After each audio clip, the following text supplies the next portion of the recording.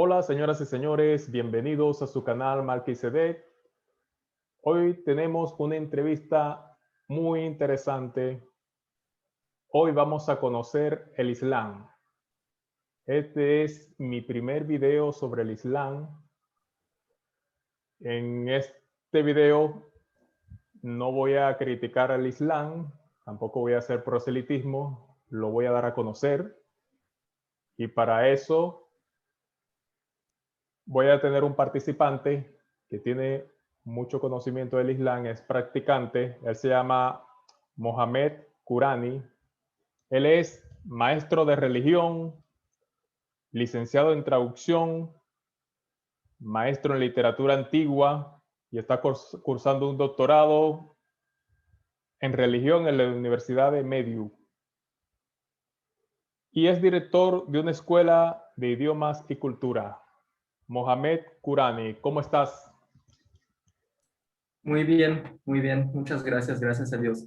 Es un gusto estar hoy contigo y en este canal muy bonito y muy interesante.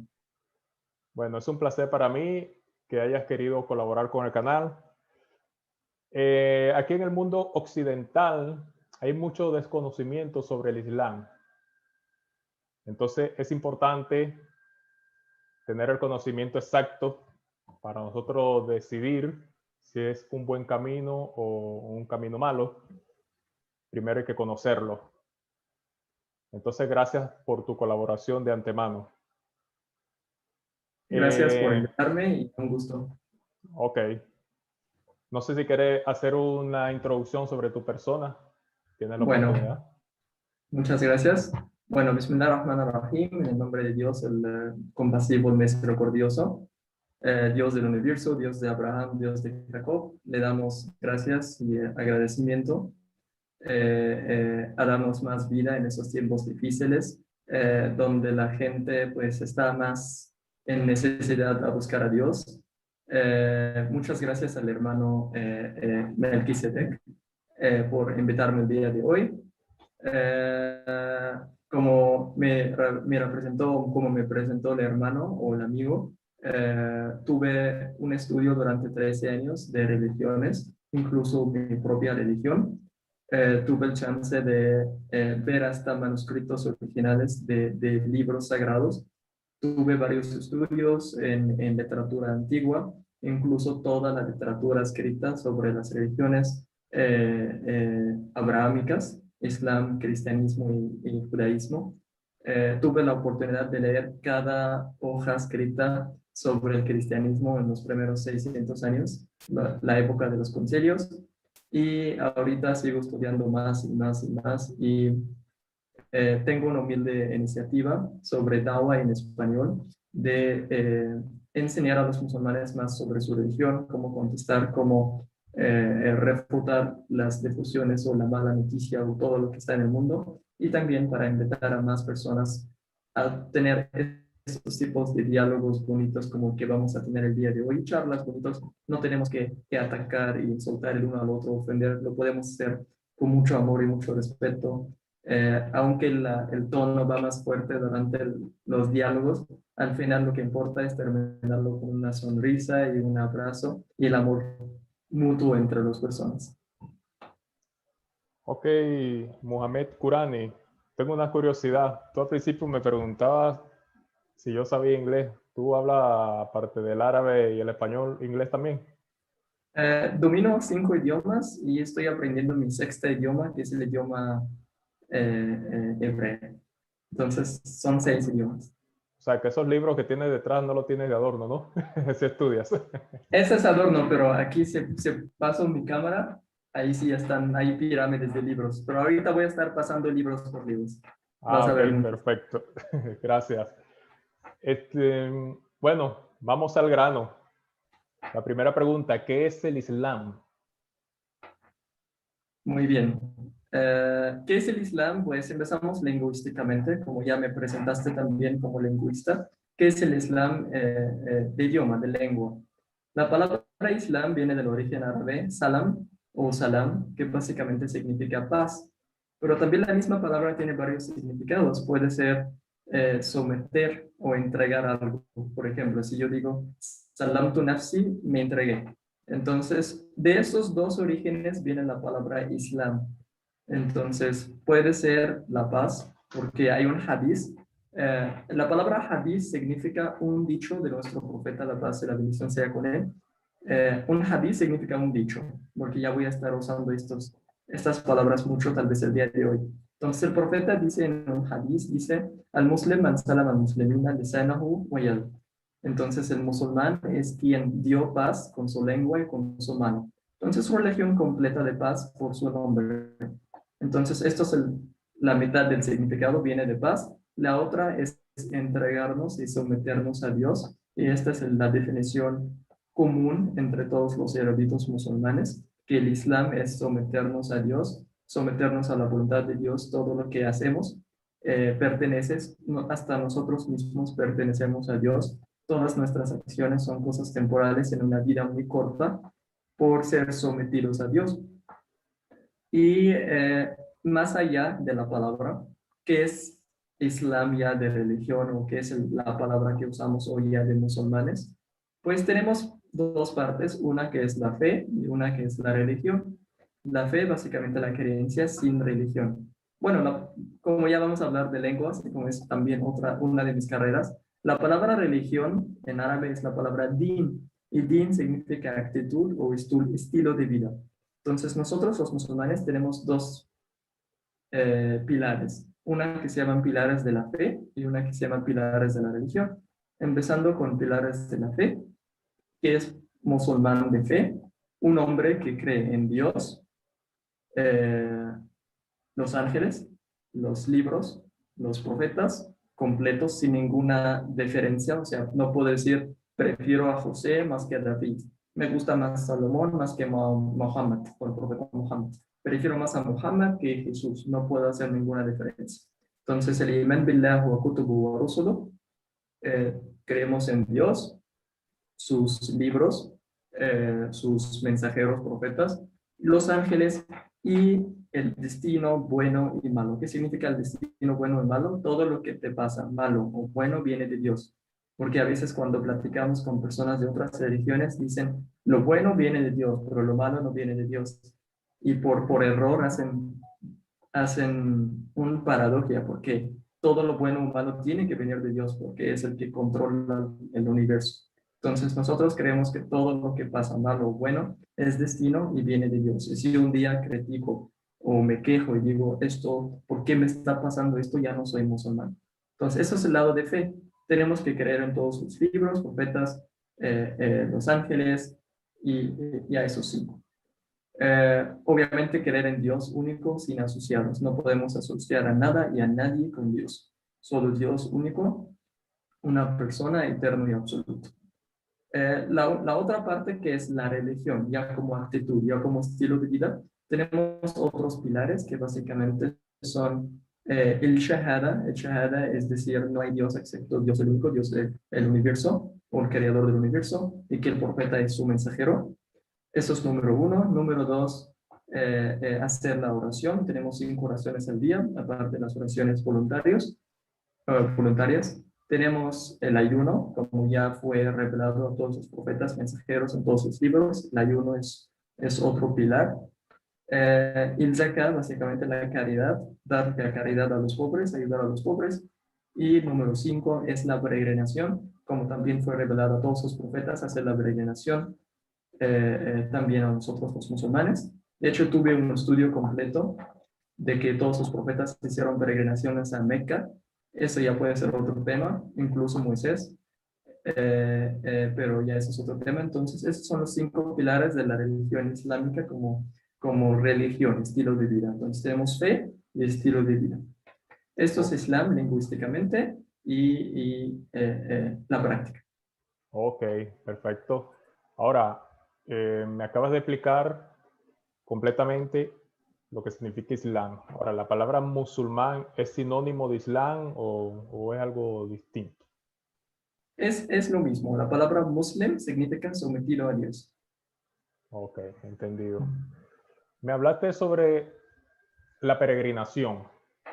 Eso yo sí lo sabía, que hay un requisito en el Islam que por lo menos una vez en la vida hay que peregrinar la Meca. Hay excepciones, obviamente, si una persona por pobreza no lo puede hacer o por enfermedad o por vejez, no hay ningún problema. Existe esa excepción. Aparte de la Meca, tengo entendido que también una ciudad sagrada del Islam es la ciudad de Medina. Jerusalén también es sagrado para los musulmanes. Sí. En total, ¿cuántos son los lugares sagrados que tiene el Islam? Bueno, sagrado como tal, nosotros podemos considerar sagrado en cualquier lugar donde ha estado un profeta con su pueblo. Obviamente esto ya no incluye el pueblo de Lot, ¿no? Porque esto no es sagrado para nada. Pero Meca obviamente sí es el lugar principal, centrado para los musulmanes, como es nuestra qibla. Qibla es la dirección donde dirigimos nuestra oración. Entonces, Meca básicamente no es el edificio negro que está, porque ese edificio es básicamente el símbolo, es el lugar mismo, porque creemos que esto es la casa de Dios, o sea, está en un lugar geográfico donde está en el cielo la casa de Dios. No vamos a entrar ya en la rotación de tierra, cuando gira o cuando no gira, pero es parte espiritual, que es el trono de Dios que está encima de este lugar. Creemos que el profeta Abraham, con la ayuda del profeta Ismael, el padre de los árabes, fueron quien construyó este lugar. Puedo tener un diálogo completo para demostrar esto, pero no es el tema del día de hoy. Pero entonces, esto no es algo que empezó con el profeta Mohammed, no empezó hace 1500 años nada más. Creemos que la gente, hasta de los otros estados y pueblos, venían hasta este lugar por la por la traducción que empezó el profeta Abraham. Y al mismo tiempo, como Abraham tiene dos hijos, tiene Abraham Ismael y Isaac.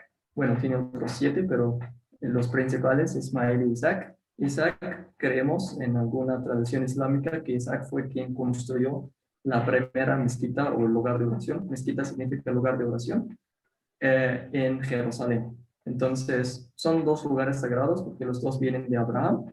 Medina básicamente es la primera mezquita construida, establecida. La amamos mucho, vamos a visitarla, sin embargo, no es un lugar sagrado religiosamente, no podemos dirigir nuestra oración a Medina. Sin embargo, es un lugar donde el profeta vivía toda su vida, la amaba mucho, lo hospedaban allí, ahí empezó el Islam fuertemente.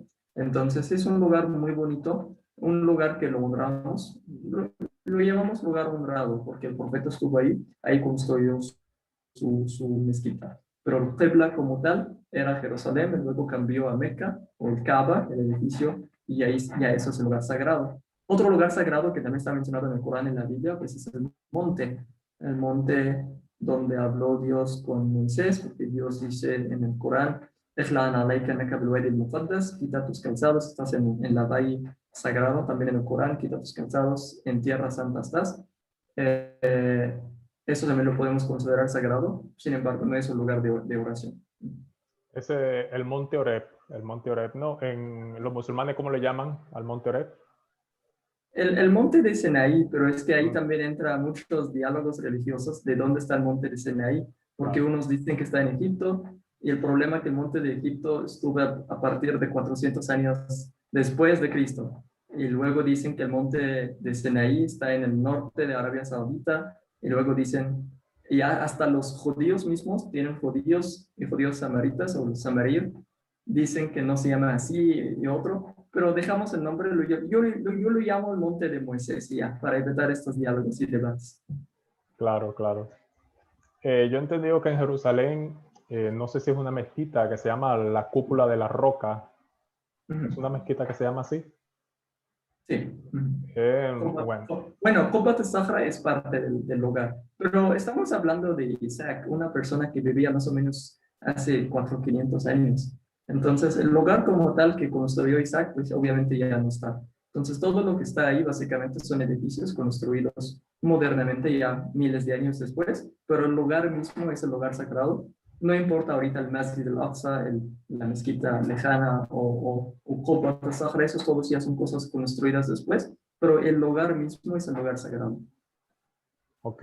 Eso, yo leí que sobre la peregrinación a la Meca, la Mm, persona da cierta cantidad de vueltas, parte del ritual incluye dar cierta cantidad de vueltas alrededor de la Kaaba, que es el edificio negro, y dentro ahí parece que un meteorito o una roca que la gente besa. O sea, ¿puedes explicarnos eso qué es, por qué hacen eso? ujú. Bueno, el edificio mismo, como nosotros decimos que, bueno, hay una tradición también que dicen que fue construido desde Adán y hay hadices que demuestran esto. Entonces, Adán fue quien estuvo en este lugar. Después, quien lo subió o quien lo hizo como edificio como tal fue Abraham. Y la primera persona que hizo esta peregrinación fue Abraham mismo y Ismael en sus 7 vueltas para honrar y suplicar a Dios. Las 7 vueltas, ¿qué es lo que hacemos? Pues labbaik Allahumma labbaik. Aquí estamos Dios para labbaik Allahumma labbaik, labbaik la sharika laka labbaik. Aquí estamos Dios. Dios no hay excepto ti y estamos dando súplicas alrededor. De hecho, aquí estoy, la palabra labbaika, está también, creo que en el libro de Génesis 17:1, 17:2, cuando Dios dice a Abraham, Abraham mismo contesta a Dios y dice, labbaika, aquí estoy. Entonces, cuando estamos dando esas vueltas, decimos, labbaika, Allahumma labbaika, aquí estamos. Reviviendo también la tradición de Abraham. Eh, la roca negra o la piedra negra, dicen que esta piedra bajó del cielo, nuestra fe, nuestra creencia, que bajó del cielo con Adán y que bajó blanca, ya con los pecados de la humanidad se volvió negra. Y esto es como una evidencia de tanto que cambiaron los humanos desde la época de Adán hasta el día de hoy. Nosotros no la besamos, no lo besamos, eh, porque muchos dicen que sí, es algo muy sagrado y si no lo besas, tu peregrinación o tu visita o tu obra no es aceptada. Me gustaría que los musulmanes cuando escuchen eso que pongan mucha atención también. Nosotros lo visamos porque el profeta lo visó. Entonces, Omar, el califa, el tercer califa, ¿sí sabes qué es califa, amigo? ¿O lo explico un poco? Bueno, después, Yo más o menos lo sé, pero si lo explicas mejor. ok. Después de la muerte del profeta, hubo ya básicamente como reyes o como los responsables, los encargados. La palabra jalifa significa el que viene después, el siguiente. Entonces, el jalifa, el primer jalifa era Abu Bakr y luego Omar, que fue encargado del mundo islámico después de la muerte del profeta. Él dijo, si no supiera que eres una pieza de piedra, de roca, no te hubiera pesado, pero el profeta lo hacía y yo lo hago. Entonces, básicamente el profeta lo hizo y Omar lo hizo, solo porque el profeta lo hacía. Por Pero tradición. por amar al profeta, es su mejor Ok, amigo. ok. Pero nosotros no tenemos por qué hacerlo. Si alguien lo quiere hacer, pues adelante, no cambia nada, no agrega nada, es una pieza, es una piedra que no tiene ningún valor religioso, solo porque el profeta lo hacía, por algo que el profeta lo sabe, pero nosotros no tenemos que hacerlo. De hecho, ahorita ya en Arabia Saudita, en el lugar, cuando entramos, advierten muchos a que no hacerlo porque ya imaginamos muchas visitas y ahorita con la pandemia. Entonces, por favor, cuando lleguen ahí, traten de nada más verlo de cerca, pero no lo toquen o no lo besen para ya evitar ese tiempo. Pero lo aseguro, no tiene ningún valor religioso ni espiritual, solo porque el profeta lo tocaba, lo besaba, lo hacíamos, pero Omar lo hacía porque era su mejor amigo quien hacía eso. Es como cuando tienes un libro que leías diario y cuando mi hijo se muere, pues el libro es muy valioso. Bueno, cuando yo me muero, mi hijo considera que eso es algo muy valioso y lo besa, pero ya después sus nietos en el futuro no lo van a besar porque no tienen por qué hacerlo. Ok, entiendo, entiendo. El Corán, el libro sagrado de los musulmanes. ¿Qué es el Corán? Bueno, empezamos otra vez lingüísticamente. Ya sé que quien va a ver este video tal vez se va a aburrir de que me gusta siempre ver de dónde viene la palabra, el origen de la palabra. La palabra al Corán, bueno, viene de la palabra origen Qara. Qara significa leer, también significa recitación. Entonces el Corán, su palabra significa la recitación, básicamente. Tiene otros nombres como el Forján. El Forján es una palabra que significa quien difiere el falso y el verdadero. Tiene otros nombres como el haq, como muchas palabras, pero la palabra Corán significa la recitación. Ahora, ¿qué es el Corán?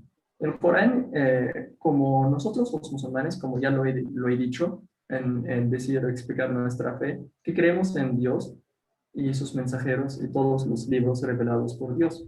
Nosotros creemos que a cada profeta, bueno, a cada mensajero, le llegó una revelación. Puede ser escrita, puede ser dicha por un ángel o por Dios mismo. Desde Adán hasta Muhammad, que es el sello de los profetas en nuestra fe. Creemos en un Torah que fue revelada a Moisés en el monte de Sinaí. Hacemos diferencia en qué tan grande está. No creemos que es 33 libros como que tenemos hoy en la Biblia, no. Creemos que fue muy pequeña, hasta fue escrita en unas tablas. Creemos en un evangelio revelado a Jesús mismo, y Jesús mismo es quien usaba este evangelio, no Marcos, no Mateo, no Lucas. Y creemos en los salmos de David, pero creemos que también está muy pequeña y que básicamente fueron como súplicas donde David estaba suplicando, rezando a Dios día por día. Y creemos en una última revelación, después de tantas revelaciones a todos los profetas, llegó una última revelación que es el Corán. El Corán fue revelado a un hombre iliterado, alguien que no sabe leer y escribir. Tal vez es una información que pocos saben. El profeta no sabía leer, entonces el Corán es considerado uno de los mejores, bueno, el mejor libro de literatura árabe en todas las épocas. No hay un libro en literatura árabe es mejor que el Corán. No estamos hablando de obras de Shakespeare, no estamos hablando de Gabriel García Márquez, estamos hablando de un libro que si alguien domina este idioma va a sentir qué tan hermoso es. Y escuchándolo también, aunque no sabes árabe. Es un libro lleno de milagros, muchos señales y muchas cosas que no pueden haber sido escritos por un iliterado. Tantas informaciones o información que viene de muchísimos recursos que no puede haber recibido o aprendido un hombre literado que la gente lo conoce muy bien. Ahora, ¿quién es el hombre? ¿Quién es el profeta quien recibió este libro? Un pastor, fue también comerciante que trabajaba también en negocios a la edad de 40 años. Después de 40 años, casi la edad del hermano Elías, no sé si ya llegó a 40 o exageré en su edad. 41. 41, muy bien. Después de 40 años, la gente ya te conoce, la gente ya vive contigo y un día dice, ¿sabes qué? Ya recibí una revelación de Dios. Entonces, fácil, la gente puede decir, ¿eres mentiroso o no eres mentiroso? Pero imaginemos que el hermano Elías, Melqui, no sabe leer o escribir y en un día viene con un libro gigante y dice, yo lo he escrito. Es fácil en aquella época examinar esto, porque no había mucha gente que sabe leer y escribir. No había como Google, no había Wikipedia, no hay una biblioteca bonita como que tengo aquí, donde puedes sacar el libro en un segundo. No hay iPad donde puedes tener el libro. Entonces, si tienes información, es muy fácil saber de dónde la trajiste. El Corán fue revelado en una caverna que se llama Caverna de Hera. El profeta estaba ahí cada año, yendo ahí, rezando de su manera muy, muy primitiva, porque todavía no conocía a Dios. Trataba de la mejor manera de seguir la tradición de su abuelo Abraham, por descendencia de Ismael. Trataba de buscar al Dios único, hasta que un día apareció un ángel, que es el mismo. La misma historia la podemos encontrar en muchos lugares de la Biblia.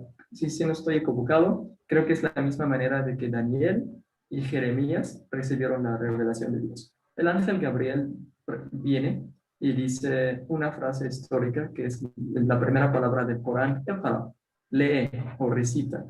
Por eso siempre decimos a los musulmanes, qué pena que no lees, y la primera palabra revelada es Iqra, lee. Entonces, la primera palabra era Iqra, y el profeta no sabe leer, entonces contesta de manera muy inocente, dicen, Ma ana biqari, no aprendí, no sé leer.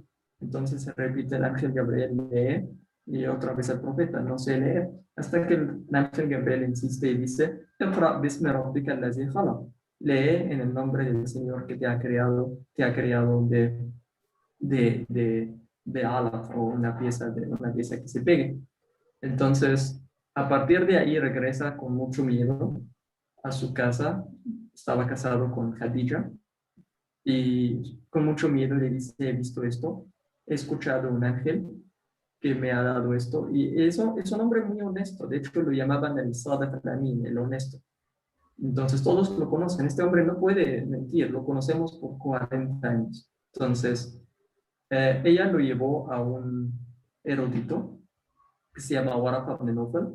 Dicen que era cristiano. No sabemos qué rama de cristianos era este hombre. Algunos dicen que era de Arios, otros dicen que era Nestorita, ¿no?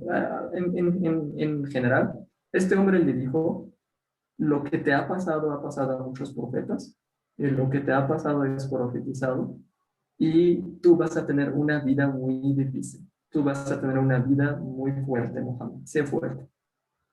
Entonces, eh, yo digo que el versículo el que usó Waraka en esta época era tal vez el versículo que dice, bueno, no voy a dar ejemplos, pero hay muchos versículos en la Biblia que hablan de un profeta que vino, pero en general esto fue el inicio de la historia del Corán, que fue revelado entre 23 años, año por año, versículo por versículo. Fue revelado en el idioma árabe. De hecho, esto es Corán, el que tengo aquí en la mano. Esto es Corán, pero esto, por ejemplo, esto no es Corán, aunque dice aquí Corán. Esto aquí tampoco es Corán. El Corán es solo idioma árabe. Lo que tenemos es traducción del comentario o del significado del Corán. No, no existe Corán en español, no existe Corán en italiano. Corán es árabe y es único. Entonces, Corán fue revelado al profeta. No fue revelado en una época que el profeta ya aprovechó, disfrutó, que ya estoy recibiendo el Corán, ya voy a ser rey de reyes, ¿no? Él recibió tortura, recibió todos los castigos que puedan imaginar, perdió su dinero, su negocio, lo pegaban, lo atacaban día por día en un ambiente de idolatría, porque luego vienen y dicen, el Islam es religión de idolatría. El primer enemigo del Islam eran los idolatras. La mitad del Corán es hablar a los que adoran ídolos.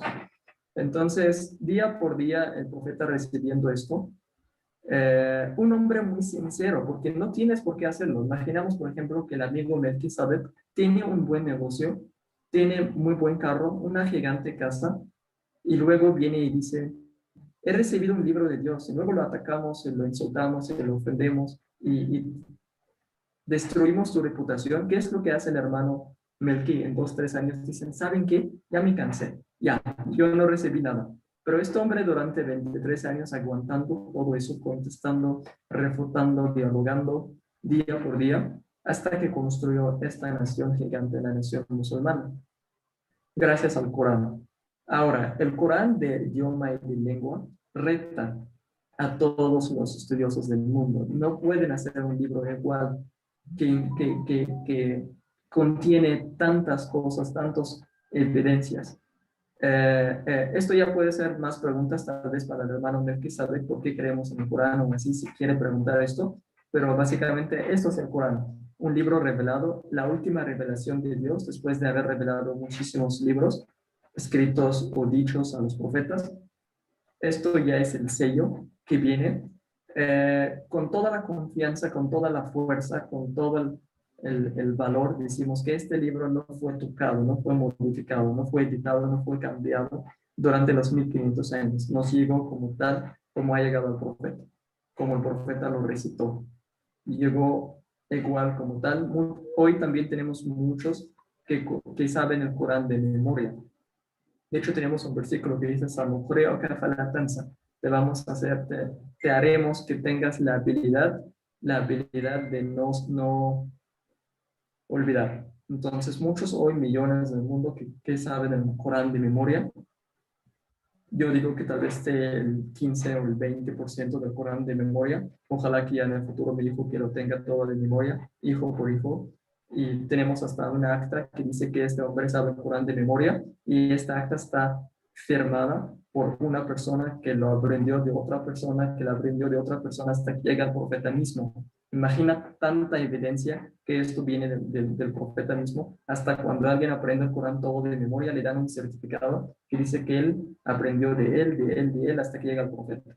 Esa es la evidencia que mantenemos, reservamos, conservamos al Corán como tal, no como otros libros, que hoy ya tenemos bibliotecas completas de las variaciones de tal texto, la diferencia de idioma de tal texto. No quiero hablar, por ejemplo, del cristianismo, que es mi campo, pero aquí estoy viendo casi 16 Biblias. Y he tenido videos donde estoy explicando qué es la diferencia entre esta y esta y esta y esta y esta y esta. Hasta un día tuve un estudio entre cuál es la diferencia entre Reina Valera 60, Reina Valera 89, Reina Valera 1909 y así, pero no quiero salir del tema. El Corán es uno, no hay el Corán en otros idiomas, es en el idioma árabe. Lo que tenemos está aquí escrito en el idioma español, su traducción de comentario. Es la traducción del comentario. Aquí también tengo otra, que es igual traducción comentada o traducción también del comentario.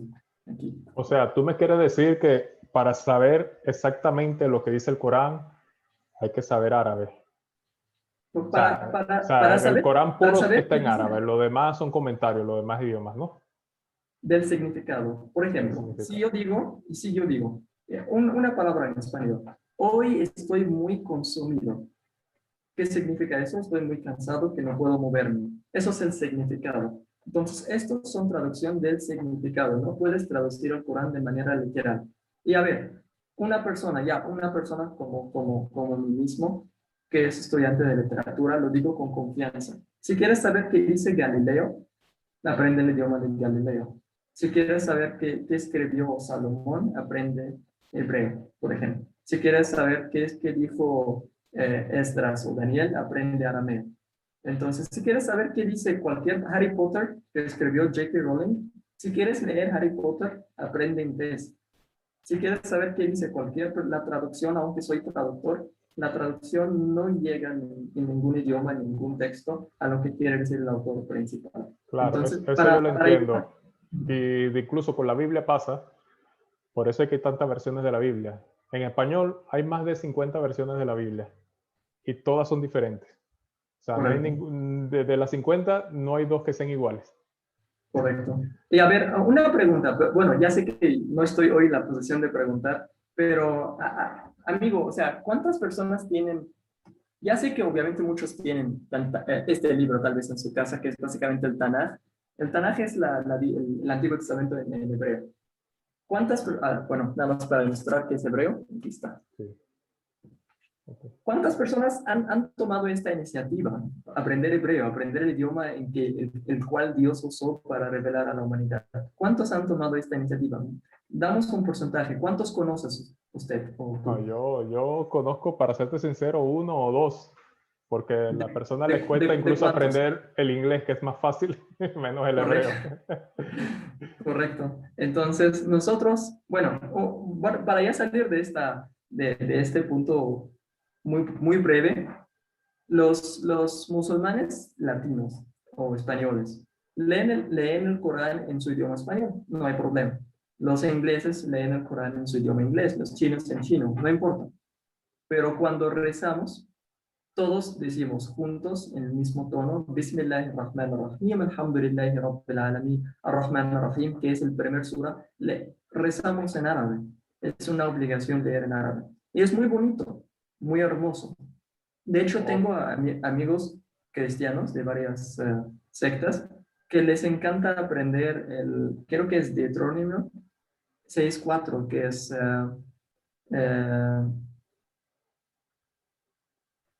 Shama Israel, Adonai Elohim, Adonai Echad, y la aprenden todos en hebreo, porque dicen que esta es una oración que tenemos que repetir día por día, y no la podemos decir en español, ni en italiano, ni en inglés, y la aprenden en hebreo. Entonces, estoy en acuerdo contigo que si quieres leer un texto, aprende su idioma original para que realmente disfrutas más de su palabra, de su literatura. Imagina ya si crees que el libro que es de Dios, no puedes invertir 2 años de tu vida para aprender el idioma que Dios decidió o escogió para revelar su inspiración o su palabra a la humanidad. Entonces el Corán es idioma en árabe y esto no le hace menos que ningún libro, porque dicen que el Evangelio fue en griego, aunque Jesús no sabía griego. Dicen que el Antiguo Testamento fue todo en hebreo, aunque dicen que luego Job fue escrito en árabe o Daniel fue escrito en arameo. Pero ¿por qué no aprenden el idioma original para evitar lo que dijo el hermano Melquisedec de tener 50 libros? De verdad, o sea, ahorita si tenemos el tiempo, te voy a sacar 50 traducciones ahorita enfrente de ti la cámara para que veas que realmente sí sabemos que hay diferencias, pero nosotros evitamos todo eso, sabemos el texto original, lo sabemos de memoria. A ver, una pregunta, bueno, ya la última pregunta hoy. ¿Cuántas personas conoces que saben la Biblia de memoria? O sea, imaginamos que hoy vamos a quemar, ojalá que no pase, vamos a quemar todos los Coranes y todas las Biblias del mundo. Te aseguro, con 3 amigos que yo conozco personalmente, no voy a buscar en internet, 3 amigos míos van a sentar con 2 tazas de café y van a escribir el Corán de la página a la página, los 114 capítulos. ¿Cuántos cristianos hoy en el mundo pueden reescribir la Biblia en caso que se pierda un día? Es complicado porque depende de la versión de la Biblia que te aprendas. Y Exacto. aparte de eso, sí, bueno, sí he sabido de personas que se han aprendido de memoria, pero se aprenden una versión. Se aprenden la Reina Valera, pero entonces el que está acostumbrado a leer la Biblia de Jerusalén ya no es lo mismo. No, Incluso hay no, unas que tienen más libros que otros. La correcto. Biblia de los protestantes, 66 libros, la católica 73 y la de la iglesia ortodoxa, más libros todavía. La ortodoxa 73 y la de Etiopía llega a 82. Imagina, Ajá, por 82 eso. libros. Ahora, 81, perdón. ya, Adelante. ya me respondiste varias preguntas que yo iba a hacer en cuanto a la Biblia. Según yo entiendo, sí consideran a la Biblia como revelación de Dios, pero no todos los libros, sino algunos. Por lo menos el Pentateuco, la Torá, sí, la Torá sí la consideran inspiración de Dios, los Salmos y los Evangelios, ¿no? Bueno, el Evangelio de Jesucristo que dice tú, pero no los 4 evangelios que aparecen en la Biblia cristiana, ¿no? Y consideran el Corán como la última revelación, la definitiva. Nada más una pequeña corrección. Ajá. Los 5 libros del Torah que están en la Biblia de hoy, no, en estos no creemos que es la palabra de Dios. Creemos que hay un Torah que Dios reveló a Moisés y que es muy, muy pequeño. Como dice el libro de, creo que Éxodos o Números, que Moisés diario, o bueno, creo que Josué, que leía diario el Torah a los hombres y a las mujeres y a los niños, diario, día por día. Entonces, no creo que leía todos los 5 libros, Números, Éxodos, Deuterónimo, Génesis, diario. Entonces, el Torah, de muchas evidencias del Torah misma, que era algo muy pequeño, puede llegar hasta ser los 10 mandamientos nada más. Los 10 mandamientos pueden ser el Torah completa. ¿Me recuerdas, hermano Melqui, qué significa la palabra Torah?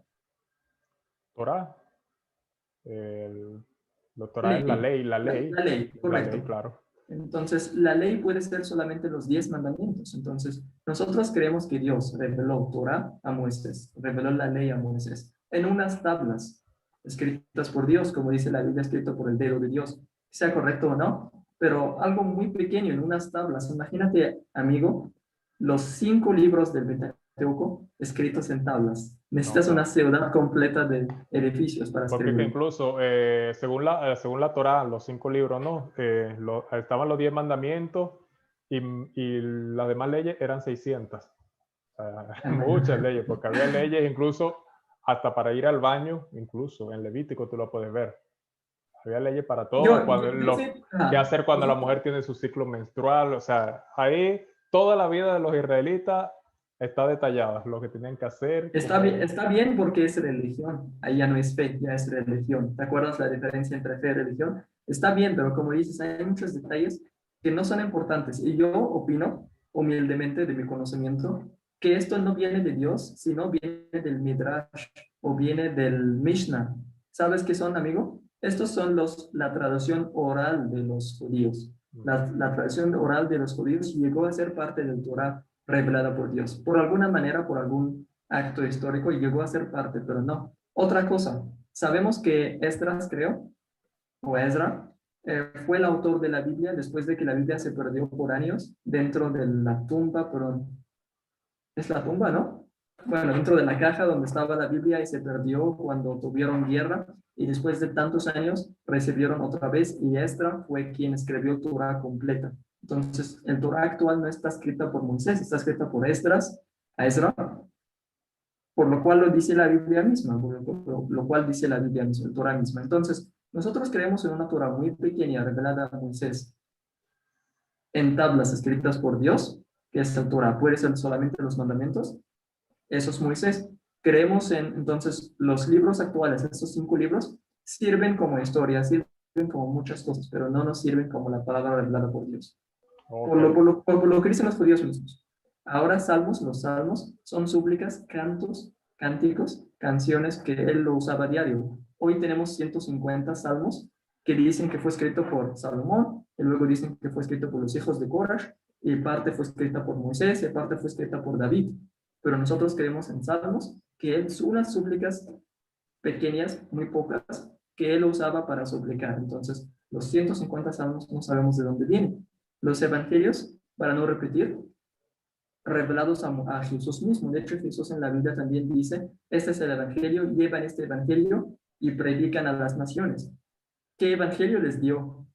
¿Dónde está este evangelio? Él dice, a ver, aquí está el evangelio, llévanlo y predican a la humanidad. Tal vez un cristiano me va a decir ahorita, el evangelio es Jesús mismo, la buena noticia, pero no, él dice, esta es la palabra, aquí está el evangelio. ¿Quién les llegó este evangelio? ¿Quién aprendieron este evangelio?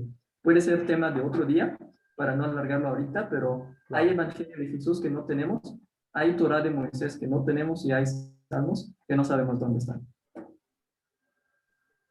Ahora, interesante. El Corán, según entiendo, si mal no entiendo, está escrito en verso, porque yo lo he escuchado grabaciones. ¿Está escrito En árabe. en versos en árabe o es que suena así? ¿O si está escrito en verso o no? Es como una obra poética, está escrito como una obra poética. Ah, ok. Sí, el Corán tiene como una rima, como terminaciones que Rima en coinciden, verso, en verso. que coinciden en la pronunciación. Ah, como los salmos, como proverbios. Ah, perfecto, perfecto. Ok, De hecho, entendido. tenemos salmos, proverbios y cantares que también tienen el mismo. Ok, ahora, el Corán, ¿cómo se llaman los capítulos y los versículos en el Corán? Los capítulos se llaman sura, una sura, por ejemplo, sura la vaca, el Baqara, sura al-Imran, sura la familia de Imran, eso es un capítulo, se llama sura, y un versículo se llama aliyah o ayah. Aliyah tiene significado como señal, pero también es como un versículo del Corán, una aliyah. Ok, ¿y el Corán desde un principio estaba dividido o esas divisiones les hicieron después? El Corán fue revelado en cualquier momento, en 23 años de la vida del profeta. Por ejemplo, cuando dije, Efa, lee, recita en el nombre de Dios que te ha creado. Esto no es sura 1, o sea, no tenemos una cronología. El profeta en el momento no dijo, a ver, escriban por favor esto ya es sura 1, alía 1. No, de hecho, Surat al-Alaq creo que es sura número 96 o 95 del Corán. Entonces no tiene cronología. Quien lo puso en esta cronología, adivina quién, el profeta mismo. Antes de la muerte del profeta, el profeta sintió o se quedó con los sahaba, los acompañantes, y dijo, el Corán tiene que estar en este orden, y pues así fue. Entonces, y también tenemos una división que se llama Mekki y Madina. Makki o Corán Makki, las suras que fueron reveladas en Mecca antes de la migración, y otros versículos, otras suras que fueron revelados en Medina después de la migración del profeta. Entonces, ahí también en el Corán, ahí arriba dice Makki o Medina, así como que el sura fue revelada ¿dónde?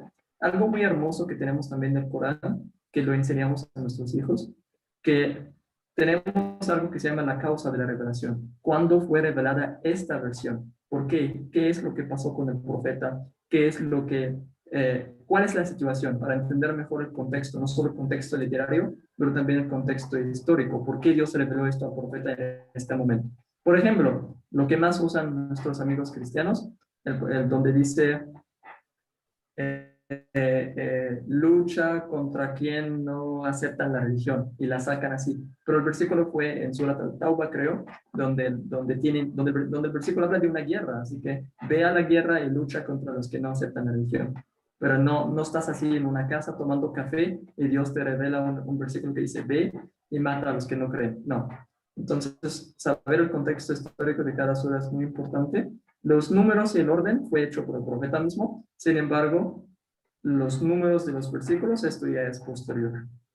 Que los versículos ya vienen en números así, esto ya completamente posterior. Como para facilitar la lectura y poder para poder citar una sura, ¿no? Obviamente es mejor tenerlas enumeradas, ¿no? Lo mismo pasó con la Biblia, claro. En un principio todo era un solo bloque y después fue dividido. Muy reciente, como en el año 1400 años después de la escritura de la Biblia. Sí, claro, ¿no? Y pasar a otros idiomas también es reciente, porque en un principio, por lo menos la Biblia católica era solo el latín. De hecho, en la Biblia, en el Tanaj, que es la Biblia de los hebreos, la numeración es diferente. Por ejemplo, Claro. Isaías 9:6, ahí sí viene como Isaías 9:5. Entonces, ahí sí hay diferencias. Incluso hasta como se numeraban los libros, porque no es lo mismo la Septuaginta que el texto masorético. Correcto. Están divididos distintos, pero bueno, básicamente deberían decir lo mismo, ¿no? Ok. Ahora, Como hoy represento el Islam, no puedo hablar de muchos temas de la Biblia así, pero otro día con mucho gusto. Hoy claro, ya claro. nos voy a enfocar en el tema. Sí, después vamos a tocar ese tema en otra entrevista. Hoy vamos a centrarnos en el Islam. Jesucristo, muy importante ese tema. Jesucristo en las demás religiones. Te voy a dar un panorama. Hay denominaciones que dicen que Jesucristo es Dios. O sea, lo dicen así, que es Dios único, que se manifiesta de tres formas. Esa es la doctrina unicitaria. Un Dios único que se manifiesta como Espíritu Santo, como Padre, como Hijo, pero uno solo. Está la doctrina de la Trinidad, que dice que Jesús es parte de una trilogía de dioses, de tres personas en un solo Dios, Padre, Hijo y Espíritu Santo. Están los testigos de Jehová, los cristadelfianos, otras religiones que dicen que Jesucristo no es Dios, pero que es superior a los demás ángeles y es hijo de Dios. Ustedes los musulmanes, ¿quién es Jesucristo para ustedes? Bueno, Jesucristo es el mismo que él declaró de sí mismo. Jesús mismo en el Evangelio dice que es un profeta que viene de Dios. Por ejemplo, dice, no hay un profeta con dignidad en su pueblo. Y dice, hasta el pueblo cuando vieron sus milagros dicen, Dios nos ha mandado un profeta, o Dios ha escuchado a su pueblo y mandó un profeta. Entonces, él es lo mismo que él declaró de sí mismo. Es un profeta, un mensajero de Dios, que es uno de los más fuertes, los mensajeros más importantes del Islam también, porque fue enviado a los hijos de Israel que tuvieron muchos profetas, los han matado, ¿sí o no? Los han matado. Jesús mismo dice, Jerusalén, Jerusalén, matadora de profetas. Entonces, ellos mataron a los profetas, incluso los romanos también, que mataron a Juan y a Zacarías. Dios los mandó muchos profetas y ellos son muy tercos que rechazan y rechazan y rechazan y rechazan, hasta que Dios mandó un profeta más que es Jesús. Jesús es un profeta que fue enviado solamente a los hijos de Israel. Lo dice el Corán, que fue enviado a los hijos de Israel. Jesús mismo también dice en la Biblia actual, dice, yo no fui enviado sino a las ovejas perdidas de Israel. No fue un profeta internacional, universal, no, para nada. Tenemos que creer en Jesús. ¿Por qué? Porque te recuerdo nuestra regla, nuestro pilar de fe, creer en todos los profetas, ¿sí o no? Entonces tengo que creer en Jesús, mensajero, profeta de Dios, que en su poco tiempo que vivía, predicaba, tuvo una revelación de Dios que es el Evangelio, aprendía el Torah, sabía el Torah original de Moisés y también la predicaba. También creemos que tuvo discípulos y que esos discípulos también son creyentes. Como dices tu amigo Melquisedec, que los cristianos mismos todavía no lo definen bien. De hecho, si me permites, pues ahorita tengo unos libros pocos libros aquí. Bueno, no quiero sacar muchos libros, pero aquí, por ejemplo, a ver, un segundo. No hay problema. Aquí enfrente de mí, pues, un libro de Bart Ehrman que significa Jesús profeta apocalíptico. Aquí tenemos otra que se llama Jesús, Dios o el Mesías. Historia de la iglesia, donde están hablando también de qué fue Jesús para Augustín, qué fue Jesús para Origanos, Orígenes, qué fue Jesús para Atanasio, luego del concilio de Nicea en 325. En 325. Entonces, el Corán ya termina todo esto. Viene con una palabra, Qul huwallahu ahad, di Dios es uno, lam yalid wa lam yulad, no fue engendrado ni ha engendrado, wa lam yakun lahu kufuwan ahad, no hay nada como él. Dios es uno absoluto, no tiene hijos ni necesita hijos, porque hablando de lógica, un Dios todopoderoso, ¿en qué va a necesitar un hijo? Es la pregunta que siempre hago y nadie me contesta. Si el Padre, Dios, el Padre, Jehová, como lo llaman, es un todopoderoso, ¿por qué necesita otros dos? Eso significa que no es todopoderoso, necesita la ayuda con otros dos. Dicen que el Hijo viene por amor del Padre para morir por los pecados, pero al mismo tiempo, si el Padre es todopoderoso, puede perdonar los pecados sin hacer que su Hijo se muera de esta manera cruel. Si el Padre es todopoderoso, ¿por qué está en necesidad de otro? Entonces, la palabra Allahu Samad, Dios es absoluto, significa, ya, o sea, ya termina todo el debate. Dios no necesita hijos, ni lo iba a necesitar. No hay, como dices, manifestación de personas o formas diferentes, porque hasta la Biblia misma lo dice, no hay nada formado antes de mí, ni nada formado después de mí. Y fuera de mí no hay nada, Isaías 45. Entonces, y nosotros creemos en un Dios único, absoluto. Jesús es un profeta muy, muy importante. No hay un musulmán que puede ser musulmán si no cree en Jesús. Ahora, rapidísimo, 4 puntos. Hay cristianos el día de hoy, de varias denominaciones, que no creen en el nacimiento milagroso de Jesús. Dicen, no, María se casó con José y tuvieron un hijo biológico que es Jesús. Nosotros no, nosotros decimos, no, hubo un milagro. Ahí sí nació sin padre, María fue su madre. Nosotros creemos que este hombre, este profeta gigante, grande, grandioso, que revivía a los muertos con el permiso de Dios, curaba a la gente de varias enfermedades, lebras y así, con el permiso de Dios. Hizo muchos milagros grandes con el permiso de Dios, y lo dice la Biblia también, con el permiso de Dios. Entonces nosotros creemos en todo eso, mientras hoy en día hay cristianos y denominaciones que ya no lo niegan. Nosotros, bueno, hay una información importante. El profeta Muhammad, que es nuestro profeta, que recibió esta revelación del Corán, está mencionado en el Corán con nombre 5 veces, mientras Jesús está mencionado en el Corán 25 veces. Entonces, María, que es la madre de Jesús, hoy los protestantes son muy fuertes, muy agresivos con ella, la niegan y la insultan y la ofendan, mientras que en el Corán la respetamos mucho, la honramos, hasta la consideramos una mujer que va a estar con las mujeres del paraíso. Tenemos un capítulo que se llama el capítulo de María, que está en el Corán. La Biblia tiene 73 o 66, o depende de la Biblia que lees, no tiene ni un capítulo con el nombre de María. Entonces, nosotros en el Corán también Jesús defiende mucho a su madre. Dice,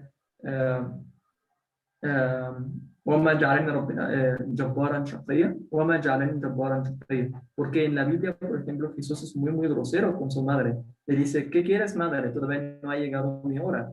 Estos no son mis hijos. Perdón, cuando le dicen, tu mamá y tus hermanos están afuera, y le dicen, ¿qué madre y qué hermanos? Ellos son mis madres, mi madre y mi hermano. O sea, que la niega a su mamá. La niega o no, pues ya ahí sí entra la parte de interpretación, mientras el Corán dice, y nunca he sido grosero. Y nunca he sido grosero. Ahí sí Jesús habla. Les recomiendo a todos los que ven este video que leen sobre cómo habla Jesús en el Corán, cómo fue su revelación, cómo habló, cómo respetaba mucho a su madre, cómo amaba a su madre. Entonces, este es Jesús el que tenemos, una imagen hermosa, una imagen bonito. Nunca miente, nunca ataca, nunca habla fuerte, nunca dice hijos de víboras, no, era un hombre muy, muy respetable y honroso. Hay algo, perdón, hay algo muy interesante, antes que se me olvide, cuando me estás hablando del nacimiento de Jesús. Ustedes los musulmanes creen que Jesús fue concebido milagrosamente. Ahora, los profetas anteriores tenían padre y madre biológicos. ¿Por qué Jesús es especial? ¿Por qué tuvo que ser concebido milagrosamente? Y ustedes creen que Jesús tuvo existencia prehumana. O sea, ¿por qué Jesús tuvo que ser concebido milagrosamente cuando pudo haber sido concebido de la forma natural? ¿Qué explicación ustedes los musulmanes le dan a eso? Bueno, para dar un milagro más a los hijos de Israel que no quieren creer en nada. A ver, ¿cuántos milagros tuvieron los hijos de Israel? Podemos hacer lo mismo. Podemos decir, Dios, ¿por qué Elías fue al cielo en un carro de fuego? ¿Por qué solo Elías tuvo este milagro? ¿Por qué se abrió el mar a solo a Moisés? ¿Por qué no a mí? ¿Por qué a Josué, Yeshua? ¿Por qué se le paró el sol un día completo? ¿Por qué a él? ¿Por qué no a Jesús? Entonces no podemos cuestionar a Dios, pero el objetivo de esto fue un milagro más a los hijos de Israel. De hecho, hasta creemos que Jesús hablaba en su cuna, un niño porque ellos atacaron a María y le dijeron, oye, hija de Omrán, ¿qué hiciste? Es una adulteria. ¿Con quién te acostaste? La atacaron muy fuerte, la iban. ¿Y sabes qué hacen los judíos con una mujer de adulteria? Claro, La pedra, la pedrean, claro. hasta la muerte. Pero nosotros, de hecho, la Biblia no da la respuesta, cómo se defendió María, pero el Corán da la respuesta que Jesús en su cuna contestó y dijo, yo soy profeta de Dios, mi madre es una buena mujer y así, así, así. Entonces, es un milagro más. Y ahora, para adelantar una pregunta que no hiciste, pero ya para aprovechar, ¿por qué Jesús es el único en el universo que no tuvo padre? Eso está equivocado, eso está mal. Y te voy a dar nada más dos ejemplos que no tuvieron padre. ¿Me puedes decir cómo se llama el padre de Adán? No, no tuvo. Fue el primer Entonces, hombre. Adán no tuvo ni padre ni madre. Entonces, eso, si vamos a considerar que Jesús es algo más que la humanidad porque no tuvo madre, pues Jesús ni padre ni madre. Ahora, algo muy chistoso. El nombre que estás usando hoy es Melquisedec, ¿no? Claro. Creo que en el libro de Hebreo, creo que 7 o 8, se me fue la memoria ahorita, dicen que Melquisedec no tiene padre ni madre, ni inicio ni fin. Entonces, dos personas más milagrosos que Jesús ahí están. Entonces, es un milagro más a los hijos de Israel para que creen en la fuerza, en el poder de Dios. De hecho, ahí, cuando vinieron al profeta, les dijeron, esta pregunta que acabas de hacer, amigo, el profeta, bueno, el Corán contesta, "Masala Isa inda Allah ka masali Adam". Para Dios, Jesús es como Adán. "Khalaqahu bikun fayakun". Dios lo ha creado con la palabra sé y es. Y la palabra sé, de hecho, está en la Biblia también. Y Dios dijo que sea luz. La palabra sé es la palabra poderosa de Dios. Entonces Dios creó a Adán y a Jesús de la misma manera. Sin padre, Ok, ok, entendido, te entiendo, te entiendo. No, o sea, no lo creó de la forma más común, que con un padre y una madre. correcto. Exacto. Y sí tiene sentido, claro. Es un milagro más, como en el caso de Elías, como todos los milagros que se narran en el Tanaj. Ahora, tú me acabas de decir que hay mucha unidad en el Islam en cuanto a lo que es el Corán. O sea, incluso que le dan mucha importancia al idioma original, precisamente para evitar las malas traducciones, las malas interpretaciones. Tiene sentido. ¿Por qué existen varias ramas del Islam? Yo entiendo que existe el Islam chií y el suní. Esos son los que conozco. No sé si hay más. ¿Por qué existen? Y yo digo que por cuestiones políticas, nada de religión, no hay diferencias doctrinales o de fe. Por ejemplo, si realmente, pues como dices, somos sunni y shia. ¿Qué es sunni? Sunni es una persona que sigue el sunnah. ¿Qué es el sunnah? La tradición del profeta. Entonces, si yo digo que yo sigo la tradición del profeta, entonces tú eres cheita, ¿la sigues o no? Si dices sí, significa que eres sunni también. La palabra sunni viene de la palabra sunnah, la tradición del profeta, la tradición profética. Entonces, a mí nunca me han enseñado en toda mi vida, en la primaria o en la secundaria, qué es chiita, qué es sunni. Eh, Son ramas, yo digo que son políticamente que empezaron a nacer alguien está haciendo esto, alguien está causando esto para hacer que los musulmanes no sean en una unidad fuerte, como dices, el Corán nos une y mucho más nos une, o sea, Mecca nos une, todos hacemos peregrinación al mismo lugar, seas de Shaita o Sunna, leemos lo mismo, sí estamos en una misma mezquita, rezamos de la misma manera, pero hay diferencias que pasaron mucho más después de la muerte del profeta, digamos 100 años mínimo, diferencia, gente, intereses personales, pero al final, como dices, el Corán nos une, la oración nos une, Mecca nos une. Si hay un sheita, yo nunca me pongo en defensa ni ataque con él, no voy a abrazar, no voy a decir, eres mi hermano en el Islam. Si tú crees por ejemplo, si ellos dicen que Ali, el primo del profeta, tuvo otra importancia más que lo que más de lo normal, le voy a decir, está bien, cree en lo que quieras, solo que por favor no asocies con Dios, cree en los ángeles, en los libros, haz la oración, haz la caridad, esto es lo que nos une. Lo bueno que no tenemos diferencias grandes, no podemos hacer... ¿Has escuchado de la guerra de los 30 años?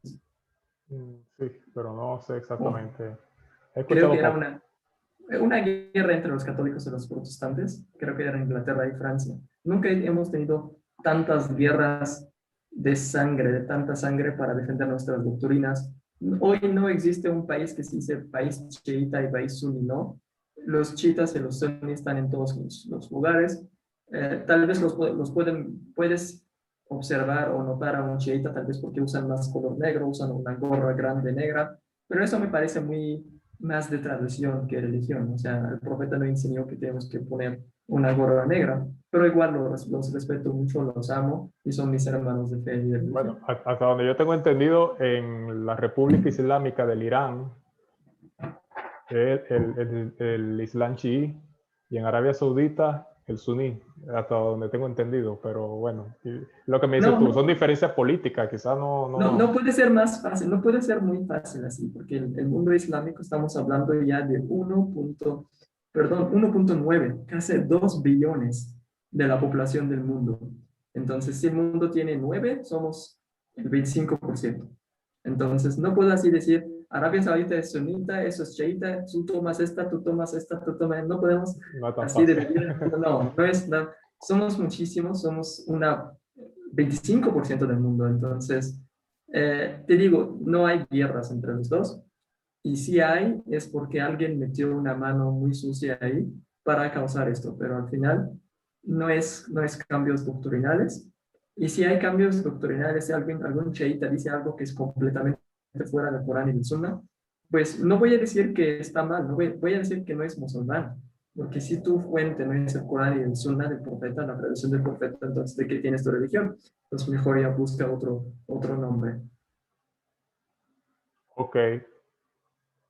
¿Cuál es el orden jerárquico en el Islam? Por lo menos tenemos en el cristianismo católico, que hay un orden jerárquico ascendente. En la cabeza está el Papa, después vienen los cardenales, los arzobispos, los obispos, sacerdotes y así, hasta abajo, hasta los feligreses. Los musulmanes tienen un orden jerárquico, tienen un cabeza, un líder máximo. Yo por lo menos sé que en Irán, ese país me parece muy curioso, está la figura del ayatollah, que es un líder religioso en ese país. En todos los países musulmanes es igual. ¿Cómo es el orden jerárquico en el Islam? Bueno, hay un versículo en el Corán que dice, Inna akramakum indallahi atqakum.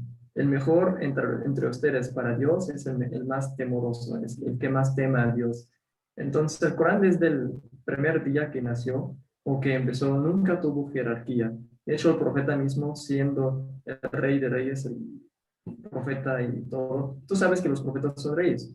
Entonces, siendo rey de los musulmanes, siempre tuvo una silla muy sencilla, se sintió en el piso. Muchos están hablando de esto, incluso, por ejemplo, voy a dar nombres de escritores si alguien nos quiere investigar después. Tenemos a Karen Armstrong, que hizo un libro muy interesante sobre la vida del profeta, se llama Muhammad, profeta de nuestra época. Gustave Le Bon, un historiador. De hecho, Karen Armstrong era una monja católica que hizo un libro hermoso sobre la vida del profeta y dice que se sentía en el piso, que dormía con hambre muchos días siendo el rey. Gustave Le Bon también hizo un libro que se llama Los Árabes o la civilización de los árabes y habla de qué tan humilde era el profeta. Entonces no hay jerarquía, desde el profeta mismo que tiene que ser el punto más alto no era. Los califas, los califatos que vienen después, Omar, cuando un mensajero de los romanos llegó a Meca para conocer al rey de los musulmanes que era Omar. De hecho, Omar tuvo una gigante imperio gracias a su buen reino. Y cuando llegó este mensajero de Roma a conocerlo, lo encontró sentado abajo de una palmera, así sentado. Y le dijo, tú eres el rey, el que nos hizo todo eso en el mundo.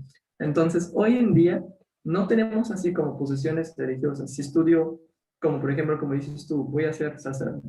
Padre, si estudio 2 años más, ya voy a ser sacerdote. Si estudio 3 años más, voy a ser cardenal y así, así. No se trata del estudio. Pero si estamos hablando de posiciones políticas, pues como dices tú, como líder de Irán, que dice que es líder religioso, sin embargo, pues es líder político, porque básicamente Un no está momento, por enseñando. favor. Sí, sí. Decía que, por ejemplo, el ejemplo que dice que en Irán, por ejemplo, el líder religioso, esto no creo que sea líder religioso, es líder político, porque lo que hace más todo el tiempo es política, básicamente, relaciones exteriores y interiores. Entonces, una posición más alta del mundo islámico, pues diría que hay una, la llamamos mejor una autoridad. ¿Quién es la autoridad más alta de los musulmanes? Pues Arabia Saudita, por tener a Meca y Medina. Sin embargo, también tenemos el Azhar, que es la universidad musulmana más grande del mundo, que está en el Cairo. Sin embargo, también en Marroquí, en Chicago, creo que hay un centro islámico ahí.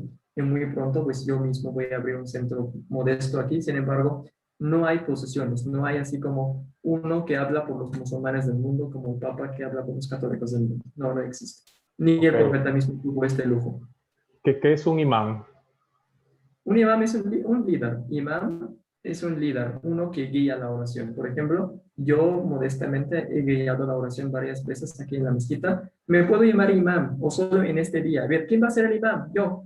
Entonces yo me adelanto y dirijo la oración. Qué tienes que tener para ser imam? Que pronuncies bien el árabe para que lees los versículos sin equivocaciones, que sabes por lo menos unas suras de memoria para que no saques tu libro y estás leyendo en frente de la gente. Si quieres hacerlo, está bien. Normalmente lo hacemos por respeto. A veces si estoy yo en una oración y mi padre está al lado y piden que uno sea el imam, normalmente pues ponemos al más grande de edad, puede ser el papá, puede ser alguien viejito con cabello blanco, lo adelantamos, o puede ser alguien que conoce más, que sabe el Corán de memoria toda, que sabe los hadices, que tiene estudio más que otro. Sin embargo, el ser imam no es una posición, a menos que sea, por ejemplo, el encargado de la mezquita. Como estamos en un mundo latino aquí, tenemos muy pocas mezquitas, entonces si yo soy el encargado de la mezquita, encargado económicamente, le pongo dinero en sí, de mi propio dinero, me puedo llamar imam porque soy el imam del masjid o imam de la mezquita, el que guía la oración y también que es el encargado de la mezquita. Pero el ser imam no te da ninguna ventaja sobre otro. De hecho, te hace más muy modesto porque tienes que estudiar, tienes que estar preparado siempre, ¿no? Claro. Ahora, ¿cómo se financia el Islam? Por ejemplo, las denominaciones protestantes se financian con el dinero que donan los fieles. El diezmo, las ofrendas, los testigos de Jehová, que era la secta de la que yo pertenecí, igual, por las donaciones. La Iglesia Católica es subvencionada por el Estado en los países donde es oficial. Por ejemplo, aquí en España, la Iglesia Católica es la religión oficial y el Estado la mantiene. Aparte que también cobran por todo, por bautizo, por boda, por todo, ¿no? Y piden donaciones a los fieles. En el caso del Islam, ¿cómo se financia? ¿Cómo es posible que construyan esas mezquitas tan grandes? O sea, imagino que eso hay que hacerle mantenimiento, hay que limpiarlo, o sea, eso lleva una logística que cuesta dinero. ¿De dónde sacan el dinero?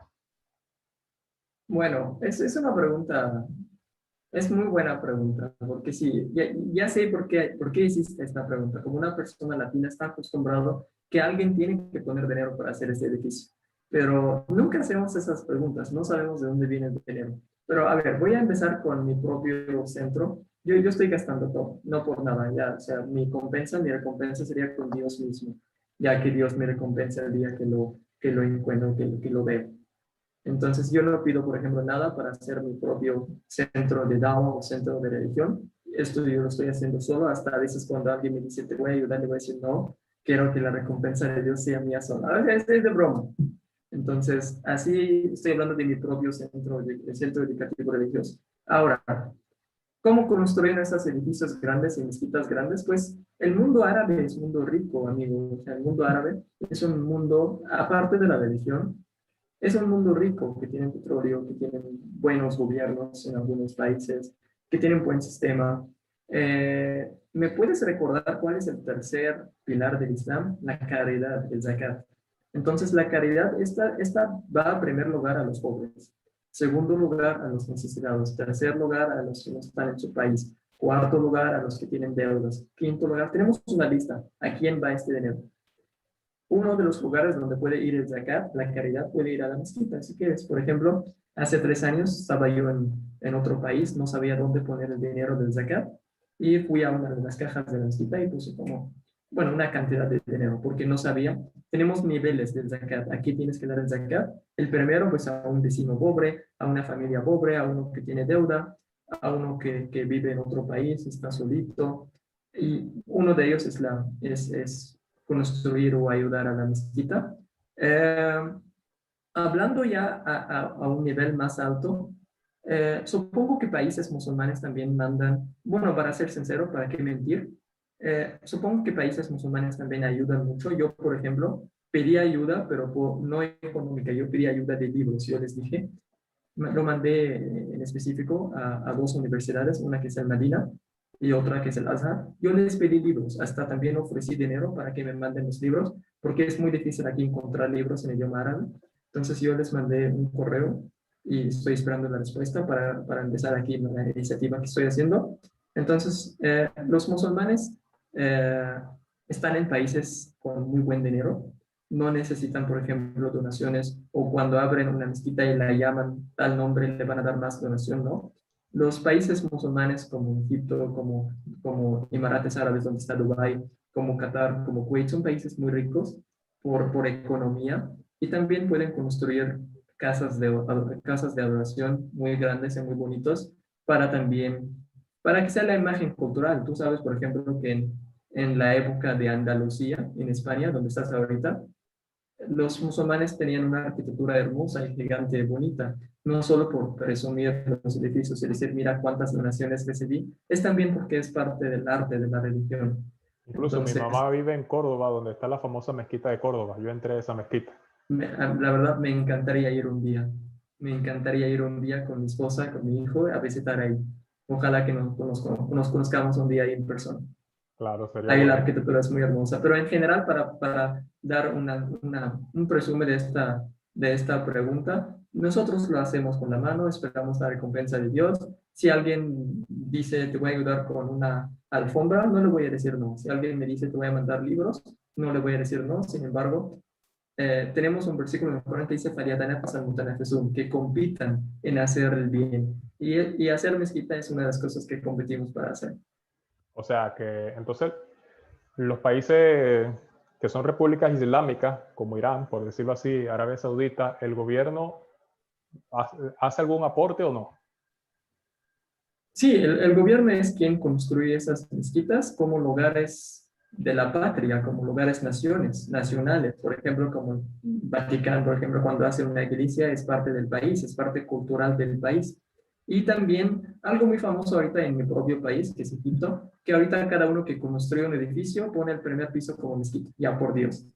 De hecho, incluso yo mismo tengo un pequeño terreno, cuando lo construyo voy a poner el primer piso como mezquita. Esto ya son cosas personales, individuales. Aparte de eso, cuando ya las mezquitas bonitas y grandes son monumentos nacionales, así que el país, el gobierno se encarga de hacerlos. Y bueno, Irán es un país musulmán también bonito, que estamos en contra o estamos en acuerdo con ellos, pero estamos hablando de un mundo gigante. Si pones en Google el mundo islámico, vas a ver color verde gigante. Tenemos Malasia, tenemos en Indonesia. Son países también hermosos que tienen edificios muy hermosos y muy bonitos. Dubái o creo que Abu Dhabi, que tiene la mezquita más grande actualmente del mundo. Eh, eh, eh, un edificio hermoso que me gustaría también visitarlo, tomar fotos ahí, por ejemplo, y ahí no es por presumir la religión, de hecho el gobierno de mi país también ayuda en construir iglesias. Entonces, ¿por qué? Porque la iglesia, Egipto, que es también un país parcialmente cristiano, compartimos la patria con nuestros hermanos cristianos, tiene iglesias también muy históricas, que también son parte de la patria, son parte de la historia y cultura nacional. Entonces ahí sí el gobierno lo hace y también los individuales lo hacen en sus edificios, en su calle. La mezquita no tiene que ser muy gigante con edificios, podemos hacer un cuarto chiquito donde adoramos a Dios. Pero estaba Ok. yo hablando más del mundo latino, cómo lo hacemos aquí en el mundo latino. Con lo poco que tenemos, no recibimos ninguna donación. Si tal vez otros la reciban, pues qué bueno por ellos. Y si yo la recibo o no, si no la necesito, espero que Dios es quien me recompensa por hacer esto. Ok. Muy interesante lo que me dijiste sobre la convivencia que hay en Egipto con el del cristianismo y el islam. Claro, en Egipto predomina el cristianismo copto, que copto hasta donde se significa Ortodoxo, Egipto, ¿no? Bueno, los ortodoxos. porque tú eres de Egipto, ¿cierto? Naciste en Egipto. Sí, Ok, perfecto. Ahora, en base a eso surge la pregunta. Te voy a poner un ejemplo primero. La Iglesia Católica últimamente, en un principio no era así, obviamente, pero últimamente tiende a ser muy ecuménica. O sea, trata de acercarse a las demás religiones y trata de decir, porque yo he leído el catecismo muy poco, pero yo leí en una parte en el catecismo que la Iglesia Católica dice que son la religión verdadera, pero que si tú por ignorancia perteneces a otra, también tienes la aprobación de Dios. Las religiones protestantes más o menos se aceptan entre sí, pero no aceptan a las demás. Los testigos de Jehová, todo lo demás del diablo, menos ellos. En cuanto a los musulmanes, ¿cómo ven a las demás religiones? Las demás religiones, para ustedes, ¿tienen posibilidad de salvación o tajantemente hay que ser musulmán para tener la aprobación de Dios? Yo, por ejemplo, no sé casi nada del Islam. Supongamos que yo muero sin conocer el Islam porque lo conozco muy poco. Hoy lo estoy conociendo contigo. Suponiendo que yo muero sin conocer el Islam, ¿qué pasa conmigo? ¿Qué dicen ustedes los musulmanes? ¿Pertenecer a otra religión te da salvación o hay que ser musulmán tajantemente? muy bien. Aquí sí hay dos preguntas muy buenas, muy buenas, y sí necesitan una buena respuesta. Empezamos con lo primero. ¿Qué dicen los musulmanes de otras religiones? Una respuesta rápida: no hay otras religiones. ¿Por qué? Porque el Islam, nosotros en nuestra fe, es la religión desde Adán hasta el profeta Muhammad, y es la única religión que Dios reveló. A ver, nos recordamos juntos qué significa Islam: someternos a Dios y hacer los pilares, creer en Dios, los ángeles, sus profetas, los libros y el destino. Y hacer los pilares básicos del Islam, que es oración, caridad y ayuno y así. Y creer en un Dios sin asociados. Entonces, si esto es el Islam, pues todos tenemos que ser musulmanes. ¿Por qué?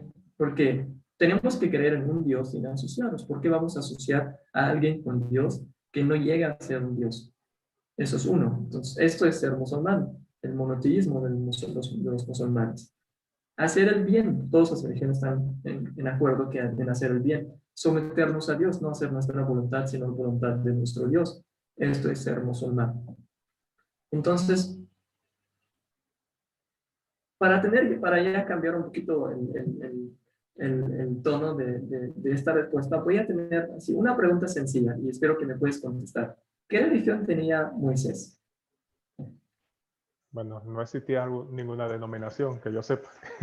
Él servía a Era, Dios. bueno, una pregunta así sencilla. ¿Moisés era judío, sí o no? Supongo que sí. Bueno, no era de la tribu de Judá, obviamente.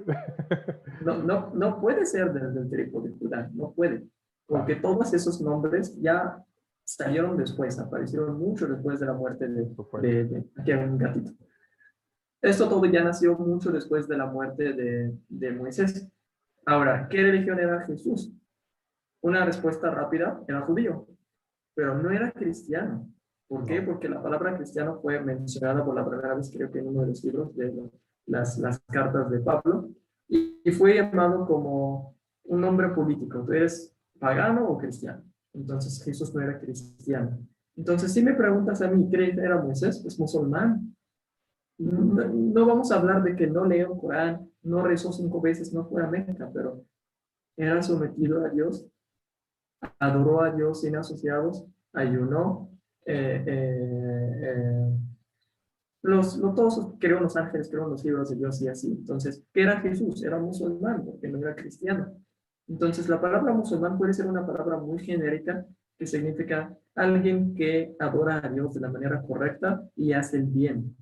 Entonces, si la palabra es mal usada o usada técnicamente, es para hacer un mejor musulmán. Pero sí, la fe básica de creer en Dios, en sus ángeles, hacer los 5 pilares, hacer el bien, ayudar a la humanidad de ser musulmán. Ya para entrar en más detalles, ¿eres mal musulmán o buen musulmán? Entonces es una palabra muy genérica que puede ser alguien que conoce a Dios y adora a Dios de la manera correcta. Entonces, si me dices, ¿qué ven las otras religiones? No los veo como religiones. Los veo como doctrinas que fueron evolucionados año por año, siglo por siglo, y no es algo que yo lo estoy diciendo, es algo que lo hemos estudiado. Ya sabemos dónde nació la Trinidad. ¿Quién es la primera persona que usó la palabra Trinidad? Ya sabemos quién fue el Tertulianos. Tertulianos fue la persona que usó la palabra Trinidad 200 años después de la ascensión de Cristo. ¿Quién fue quien puso el catecismo? Como dijo el amigo Melquisedec, fue en el año 325 en el Concilio de Nicea. De hecho, hay un autor, perdón por salir un poquito del tema, un autor que se llama Michael Hart. Este hombre hizo un libro muy famoso de los 100 personas, 100 personajes, 100 hombres que más influenciaron a la humanidad. Adivina quién puso el número 1. No sé quién. Mahoma. Puso al profeta Muhammad. ¿Por qué? Porque dijo que este profeta llegó a tener, él no es musulmán, llegó a tener todos sus criterios como padre, como líder político, como esposo, como tal, y hizo y su vida era exitosa espiritualmente con Dios y también políticamente en su comunidad. Puso número 2 Isaac Newton, y puso número 3 puso Jesús, y número 4 puso Pablo. Y cuando le preguntaron en una conferencia muy famosa, le dijeron, oye, eres cristiano, ¿cómo que pones a Muhammad en primer lugar y pones a Jesús en el tercero y Pablo el cuarto? Su respuesta era que Jesús no hizo el cristianismo solo. Le ayudó Pablo, después, posteriormente, él fue quien construyó, que puso las doctrinas bien y tal. Entonces ahí sí debería su trabajo. Entonces el cristianismo es gracias a Pablo, no gracias a Jesús mismo, quien dijo, yo no vengo a cambiar la ley, sino pues, a cumplir la ley. Entonces, para los musulmanes no hay otra religión, para Dios hay una sola religión, que es someter a Dios, ser buen musulmán. Ahora, ¿cómo los vemos? Los respetamos, consideramos que por corrupción humana, bueno, personalmente, esto es mi respuesta, para que ya nadie dice, mira, está hablando mal por el Islam. Esto es mi propia respuesta y estoy responsable. Yo creo que todas las religiones del mundo tuvieron en algún momento de la historia un origen divino, de Dios el único. ¿Qué es lo que pasó después? Toque humano, corrupción humana. Yo creo que Buda en algún momento era un profeta. Posteriormente, la gente empezaba a exagerar en adorarlo y ponerlo en otro nivel. Jesús, hasta los 150 años después de su ascensión, había los abionitas que lo consideraron un profeta, mensajero de Dios, no más. Después se consideraron que ellos son herejes. Los arios, que consideraban que él es posterior del Padre, el Padre es Dios, el único, el verdadero, ya fueron considerados como herejes. Entonces, el cristianismo en algún momento era religión divina, pero después cambió. El judaísmo, cuando lo trajo, bueno, si su fundador es Moisés o Josué, no importa, pero fue una religión muy pura que vino de Dios, pero después fue corrupta. Si vamos a buscar en el hinduismo, aquí en los mayas, en los aztecas, si buscamos, vamos a encontrar un origen divino que fue corrupto y fue cambiado un año por año. Sería solo cuestión de investigar dónde y cuándo fue cambiado. En el cristianismo lo sé, puedo dar una conferencia de 24 horas completas en cuándo fue cambiado y por quién. Lo puedo hacer también con el judaísmo. No sé hacerlo con el budismo, pero estoy seguro que también en algún momento de la historia tuvo un origen de un profeta mensajero de Dios que dio el mismo mensaje, adoración a Dios sin asociados, y posteriormente, después de su muerte, alguien cambió esto. Y sabes que, Melqui, estamos acostumbrados a eso. Por ejemplo, muchos libros de Galileo fueron alterados, muchos libros de Aristóteles fueron alterados, muchas cosas fueron alteradas. Los humanos son muy buenos a veces en su mensaje original. Yo siempre digo, el Islam es perfecto, los musulmanes tal vez no. El cristianismo original es perfecto, tal vez los cristianos hoy no. Entonces, en la religión perfecta, original, la tenemos que buscar. No la tienes que dar nombre, hermano Malki. No la llames, no le des nombre, pero busca la religión, no le des nombre. No busques cuándo fue o para que no entres en muchos detalles que nosotros nos encargamos de eso. Pero la religión verdadera de Dios, no voy a llamarla Islam, pero sí sometes a Dios, a la voluntad de Dios, crees en los ángeles, los libros, los mensajeros de Dios, en el destino, todo lo que te pasa es bueno y malo. Si haces caridad, si ayunas, si rezas, si buscas a Dios día por día, eres buen creyente, buen musulmán. Si hay otra religión, no la quiero conocer. No es porque soy cerrado, porque esto es lo ideal. ¿Para qué voy a buscar algo que no es ideal? Claro. Sí, Mira, la mayoría de las religiones, no todas, en el budismo no es así, porque el budismo cree en un ciclo de reencarnación. Si eres bueno, reencarnas en algo bueno. Si eres malo, puedes reencarnar incluso en un gusano. Bueno, ellos tienen sus ciclos, ¿no? Y buscan la iluminación, que es donde se deja de reencarnar. Pero en las religiones abrahámicas, el judaísmo y el cristianismo creen que va a haber un fin del mundo. ¿En qué sentido? De que va a venir Dios, va a destruir a todos los malos y el mundo va a ser poblado por personas buenas, o en el cielo o en la tierra, depende de la denominación, ¿no? Para ustedes, los musulmanes, ¿cómo es? ¿Cómo va a haber un fin del mundo? Un cambio de lo que existe ahora a algo mejor. ok. Buena pregunta. Nosotros creemos que esta vida es temporal, que es un examen. Nosotros estamos aquí, de hecho hay un versículo que dice, esta vida es una diversión, no es nada serio. Entonces, nuestro propósito aquí es adorar a Dios, construir la tierra y ser la mejor versión que se pueda, porque no hay reencarnación, no voy a hacer otra versión. Esta es la versión que tengo actualmente y tengo que tener la mejor versión que se pueda para tener otra vida. Ahora, a ver, voy a bajar este gatito que no me deja hablar. Tiene una mascota. Ok. Entonces, tengo que ser la mejor versión para tener una recompensa. ¿Qué es la recompensa? Que terminando esta vida, el mundo se va a acabar. Hay mucha descripción en el Corán, cómo se va a acabar, las montañas se abren, el cielo se explota, mucha explicación ahí, la podemos platicar en otro evento. Y se acaba el mundo, se acaba este planeta que se va a perecer y vamos a otra vida eterna para siempre, ya no es temporal, ya va a ser para siempre. Entonces, y hay un infierno también eterno, entonces, paraíso eterno, infierno eterno, gracias a lo que hacemos ahí. Los eruditos musulmanes se cansaron platicando, debatiendo, dialogando estas cosas. ¿Por qué en esta? Y también, pues, yo lo he hecho con mis amigos agnósticos y ateos. Si mi pecado es algo temporal en esta vida, que lo hice en una hora, ¿por qué merezco un castigo eterno? ¿Por qué Dios nos hace eso? Entonces ahí sí entra lo que es el lado lógico, ya no es religión. Podemos platicar ya más sobre esto, pero por ejemplo un asesino si mata a alguien, pues merece ser asesinado y eso ya es eterno.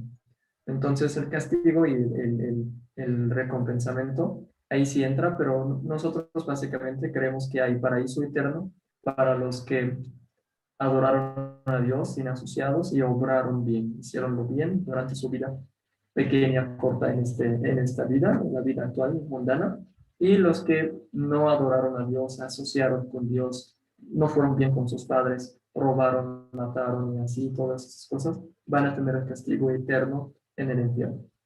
Ok, entiendo. Hay algo que ha causado mucha polémica en el mundo occidental, tal vez en los países musulmanes árabes estén acostumbrados, no haya mucho problema, pero es en el papel de la mujer en el Islam. Por ejemplo, aquí en España, en Francia, en Europa, las mujeres, las españolas, es impensable que anden con velo. Hay algunas que se han casado con musulmanes y sí lo hacen, pero las demás ni se te ocurra decirle.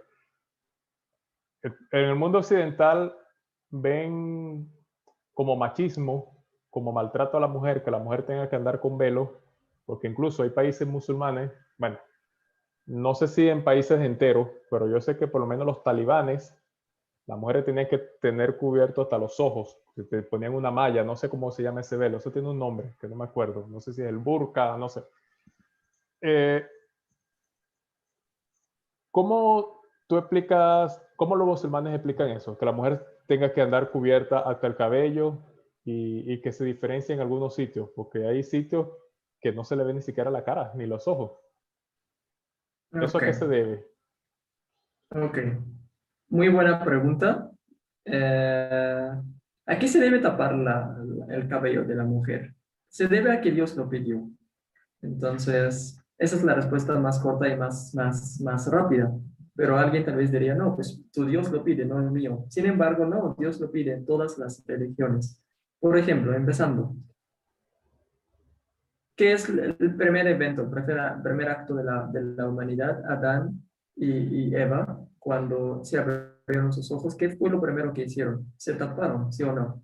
Claro. Y entonces, el primer obvio para la humanidad, para ser civilizado, es taparme. Si ves a un hombre desnudo en la calle, ¿significa que es más civilizado o menos civilizado?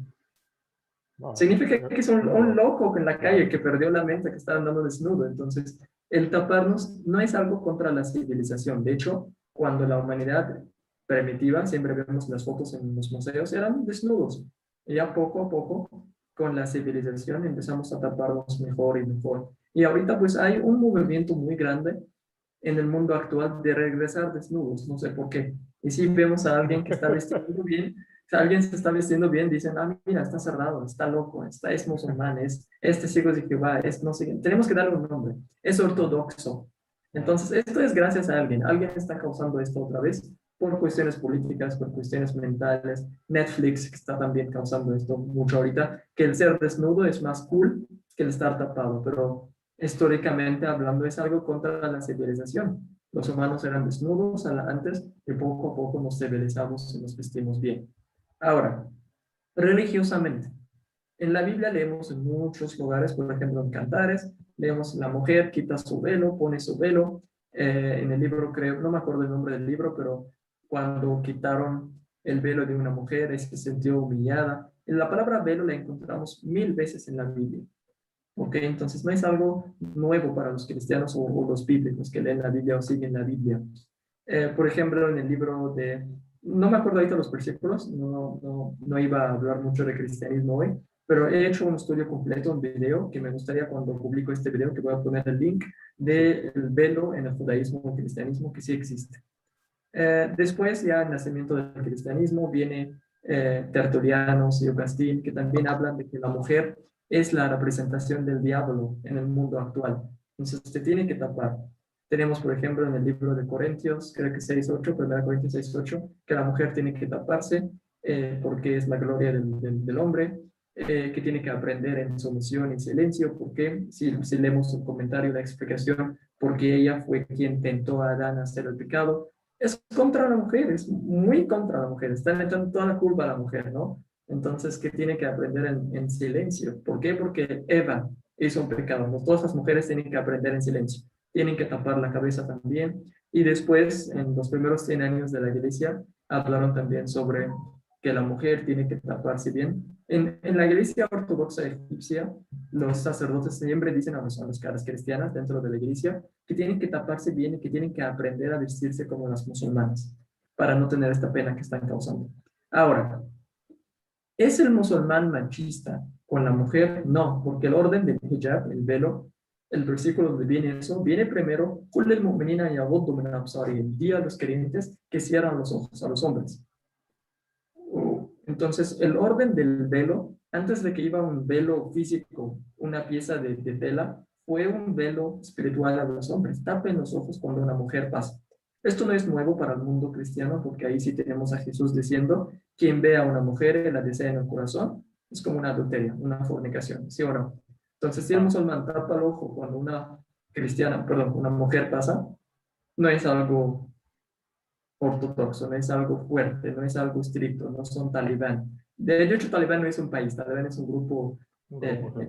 político que apareció en algún momento de la historia y ya desapareció, creo. Entonces, no es algo, no está mal. Ahorita, no sé, siento que el mundo ahorita se están cambiando las normas. Lo que es normal ya no es normal. Alguien está cambiando, normalizando cosas que no son normales y hacer que las cosas normales ya no son normales. Ahorita si un hombre se tapa bien y viste bonito con un vestido que tapa su cuerpo para no seducir a una mujer o causar un deseo oculto, eso es feo. Y si una mujer, perdón, alguien anda con muy poco ropa, eso es lo correcto. Entonces, estoy hablando con lógica ahorita. Ahorita lo malo ya es bueno y lo bueno no es normal. Algo está mal pasando con el mundo y alguien está causando esto otra vez. No soy mucho de la idea de conspiración, pero a alguien le conviene todo lo que está pasando. Yo no tengo la obligación a decir a mi esposa, tápate completo. Ella lo tiene con Dios. Entonces yo no puedo regresar a la casa y pego a mi esposa y le digo, oye, tápate. No, porque ella sabe, si ella es musulmana, que lee el Corán, lee el Sunna, ella ya sabe que es su propia obligación, que no causa deseo en los corazones de los hombres. Eso también es cristiano, porque Jesús dice que quien vea a una mujer que la desea en el corazón. Entonces, ¿cómo los cristianos evitan eso? Se tapan, tienen que taparse. La Biblia lo dice. La adornación, cómo tienen que adornar una mujer buena, la encontramos en Pedro, el libro de Pedro, el libro de Corintios. Entonces, yo digo, hermano Melqui, que los musulmanes son los únicos hoy en el mundo que siguen todavía su religión. Perdón por decir esto, pero ya no siguen la religión. Yo he visto judíos en Jerusalén, en Egipto, que se tapan completas y son judías. He visto las monjas católicas que se tapan y son católicas. Claro. He visto a ortodoxas, como los llamas tú, cópticas, egipcias que se tapan. Y no es mal, pero cuando una musulmana en Francia, en España hace esto, mira qué tan retrasados están. No son civilizados. El hombre le obliga. No, si hay un hombre que tal vez le obliga a la mujer, pues ya es algo de tradición. Pero la religión dice que se tape. Entonces, ¿a quién vas a respetar más ahorita? ¿A tu hombre que te está obligando o a Dios que te está obligando? Entonces, si yo digo a mi esposa, como recordándola, Dios dice que tapes la cabeza, pues ella lo va a hacer, no porque soy machista, la estoy controlando. Es porque Dios lo pide y yo la estoy recordando. Si en algún pueblo un hombre que no es educado y pega a su mujer para que se tape, es algo muy individual. Hoy lo hemos visto en muchos pueblos en el mundo latino, que un hombre pega a su mujer por besar a un chico en la calle. Esto no es porque es retrasado, es porque así es su mentalidad. Entonces, el Islam correcto dice que la mujer tiene que taparse, el judaísmo lo dice, el cristianismo lo dice. Si somos los únicos que lo siguen el día de hoy, no es porque ustedes o el mundo ya es más civilizado, es porque nosotros hacemos más caso a Dios que al mundo. Exacto, bueno, entiendo. O sea, que usted, es cierto, la Biblia sí lo dice, que la mujer tiene que taparse. Eso, claro, depende cómo lo interprete cada quien. Dice la Biblia que la mujer Dentro de la iglesia. que tiene que aprender el silencio, que no, Pablo dice que no permite que la mujer enseñe, hay mujeres pastoras. O sea, la Biblia es eso, que cada quien lo interpreta a su manera. Por lo visto, los musulmanes tienen una interpretación más centralizada. O sea, no tienen tanta diferencia entre una rama y otra. Ahora, el terrorismo islámico. ¿Por qué tú crees que terrorismo islámico, el terrorismo, por ejemplo, en el nombre del Islam? Porque hay muchos terroristas que dicen que lo hacen en el nombre de Alá. Lo dicen ellos, ¿no? Incluso los mismos talibanes que hablamos hace poco, Ellos dicen ser musulmanes. Al-Qaeda, ellos dicen que también son musulmanes, lo dicen ellos. ¿Qué opinan ustedes sobre eso? Porque incluso aquí en España han hecho algunas investigaciones, han desmantelado células terroristas y han estado implicados imanes, o sea, personas respetables dentro de la comunidad musulmana. ¿Eso por qué sucede? O sea, ¿qué visión tienen ustedes los musulmanes sobre eso? Pues estamos completamente en contra de eso. Bueno, primero quiero corregir la palabra terrorismo islámico. Yo prefería decir terrorismo. Terrorismo no tiene nación, no tiene religión, no tiene color. Un terrorista es un terrorista. No, no lo voy a llamar, no voy a buscar de dónde viene este hombre. Ya es terrorista. Entonces, ¿el Islam es contra el terrorismo? Obviamente sí. Matar una alma. De hecho, hay un versículo: "Man qatala nafsan bighayri haqq fakannama qatala an-nasa jami'an". Quien mata una alma sin derecho es como matar a toda la humanidad. Entonces, con un versículo así, ya se acabó el punto, se acabó el debate, se acabó el diálogo. No tenemos que decir más al Corán, está causando eso. No puede, porque si matas a una alma inocente, sin derecho, ya es como matar a toda la humanidad. ¿De dónde aprendimos eso también? Del profeta. El profeta en toda su vida, ¿cuánta gente mató? Mató a uno y fue por causa de lo que hecho este hombre contra el Islam en aquel tiempo, que de hecho iba a matar al profeta mismo. El profeta, no aprendimos nada de eso del profeta. El profeta tuvo 25 batallas. En todas las batallas se murieron como 800 personas en 25 batallas. Y si vemos ahorita en el mundo, no sé si sabes más o menos cuánta gente murieron en la guerra mundial, la Segunda Guerra Mundial. Es muy Millones. chistoso. Participaron 15 millones, 15 soldados, 15 millones de soldados en esta guerra. ¿Sabes cuántos murieron de los 15? 45. Es muy chistoso. Siempre lo digo a mis estudiantes, a mis alumnos, que 15 soldados participaron, murieron 45 civiles y gente y hombres y mujeres.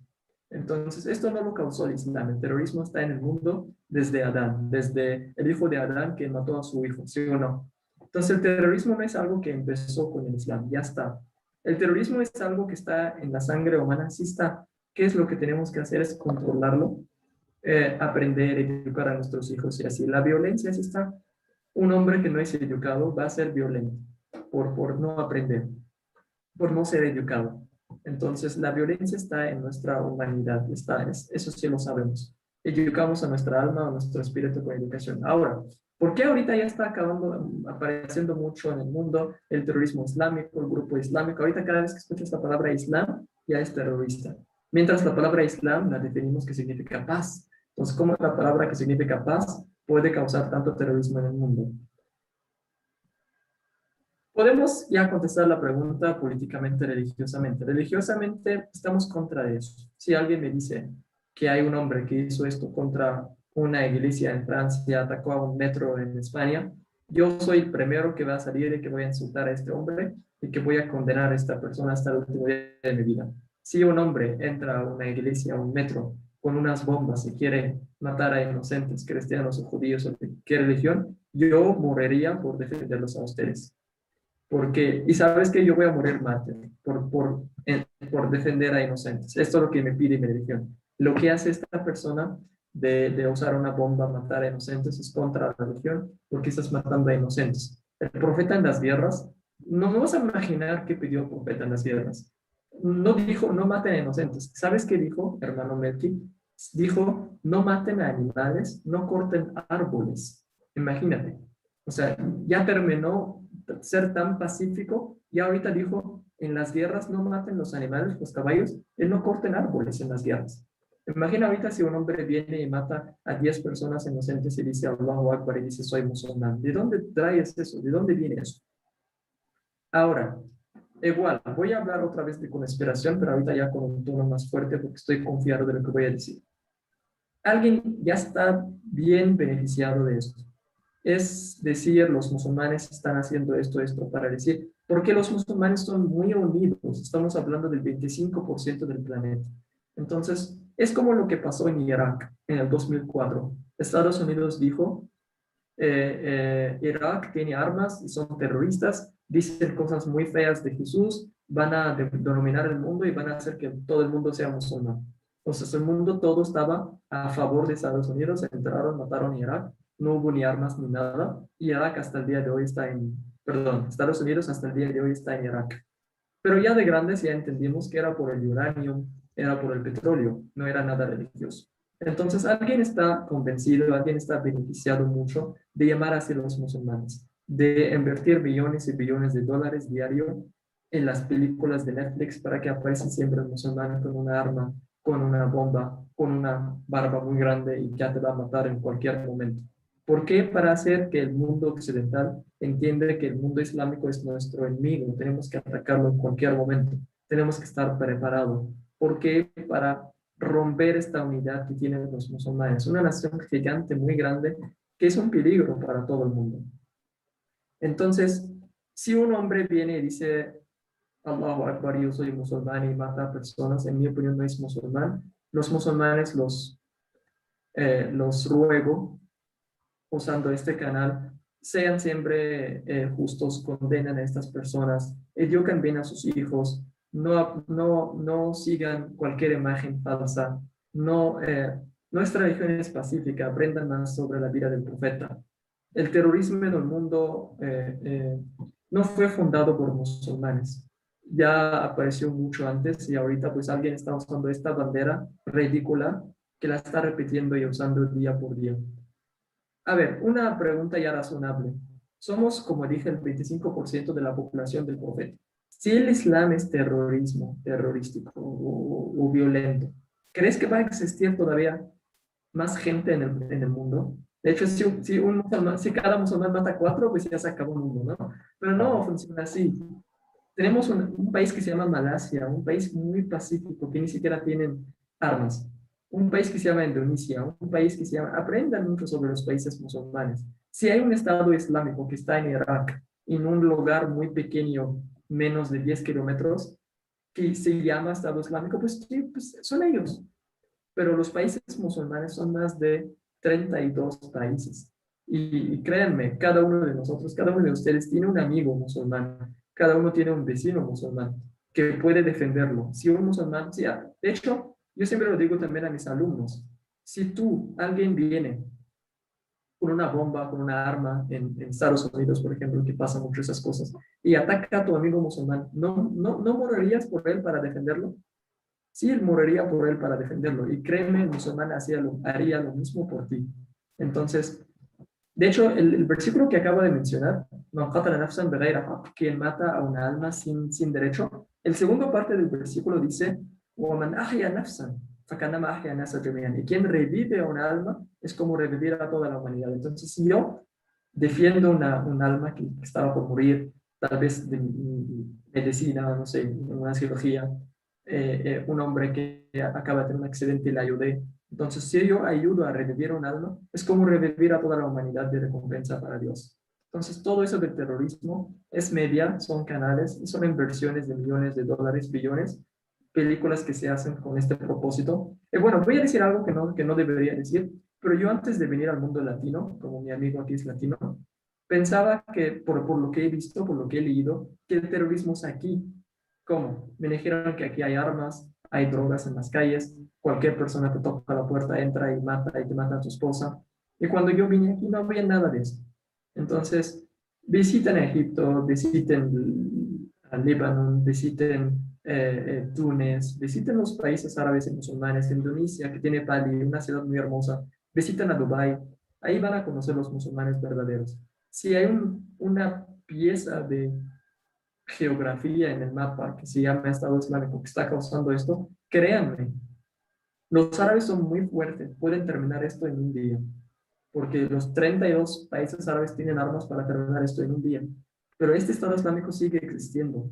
Entonces piensan un poco, ¿quién está financiando esto? ¿Quién está poniendo esta bandera musulmana?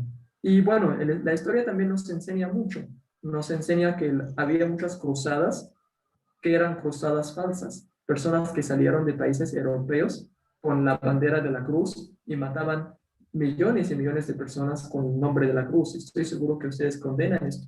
Aquí tengo un libro interesante que lo acabo de comprar hace 3 días. Se llama Bravísima Relación o Brevísima Relación de la Destrucción de las Indias por Bartolomé de las Casas. Es un padre, un sacerdote, Bartolomé de las Casas, que lo mandaron aquí al mundo latino en la época de Cristóbal Colón. Y este hombre escribió este libro diciendo cómo entraron los musulmanes cristianos a Venezuela, a Cuba, a México, matando millones y millones de personas con la bandera de la cruz. Entonces, usar la religión es un buen negocio.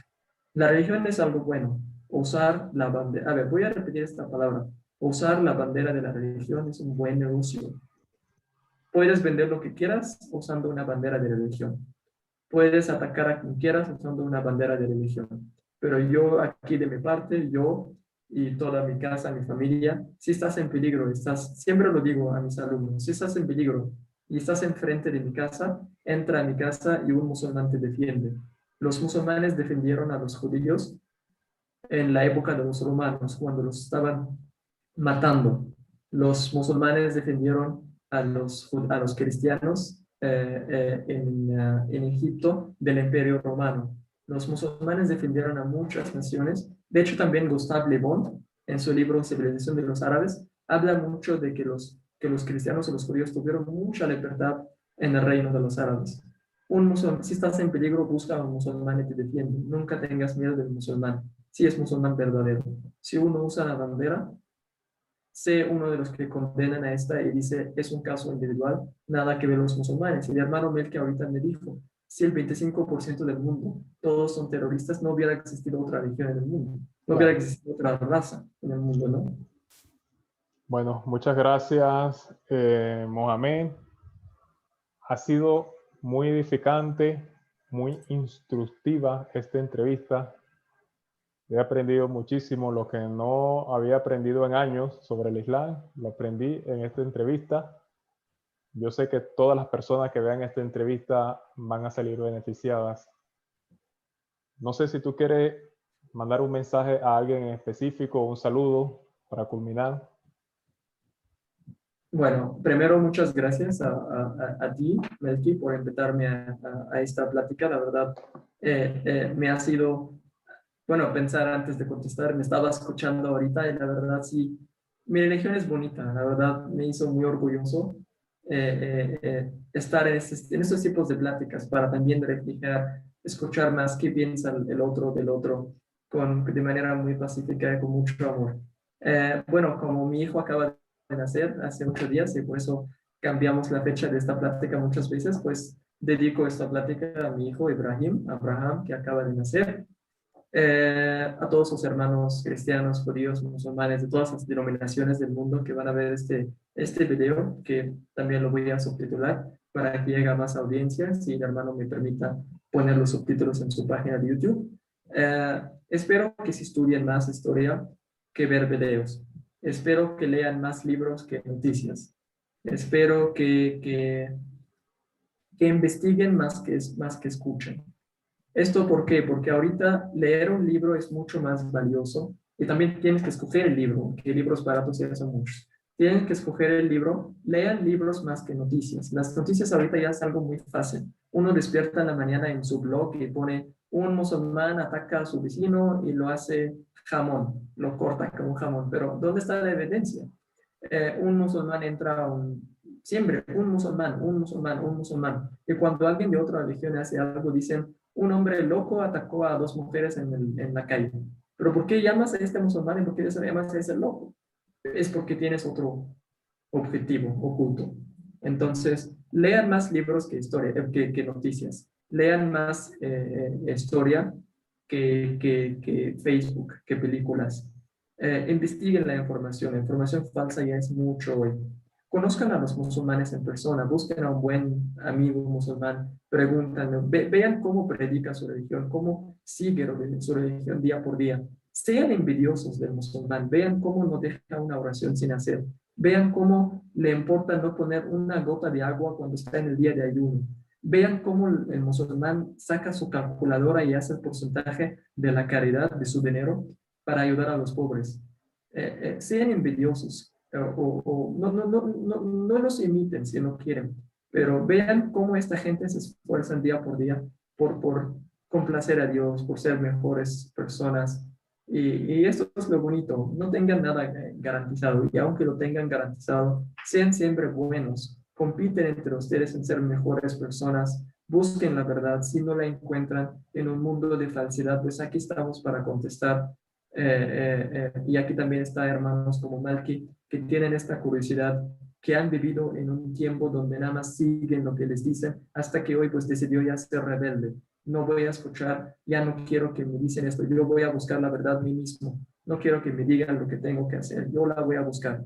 Y de verdad, pues hermano, amigo, te deseo lo mejor, estás haciendo algo que muchos temen hacerlo, tienes muchísimo valor, muchos viven y mueren con lo mismo, pero tú decidiste tomar esta iniciativa, sé fuerte, vas a tener un camino fuerte y duro y largo, pero tú eres fuerte y tú puedes encontrar la verdad. Escucha, busca, haz una entrevista como esta con todas las religiones del mundo y pues sé buen creyente. No voy a decir sé buen musulmán, sé buen creyente. Bueno, muchas gracias. De verdad que Muchas fue gracias. muy edificante la plática. Ahora me dirijo a la audiencia. Señoras y señores, por favor, díganme en los comentarios qué les pareció la práctica. ¿Qué tanto sabían ustedes sobre el Islam? ¿En tu país existen los musulmanes? ¿Qué opinas sobre los musulmanes? ¿Qué opinabas antes? ¿Qué opinas ahora después de ver esta plática? ¿De qué otro tema ustedes quisieran que yo hablara con el amigo Mohamed en otra ocasión? Porque haremos otro video, se lo prometo, si Dios lo permite. ¿De qué otro tema ustedes quisieran que yo hablara con él? Por favor, díganmelo en los comentarios. Ahora sí, para finalizar, si te gustó el video, dale like. Si no te has suscrito al canal, por favor suscríbete. Y hasta luego.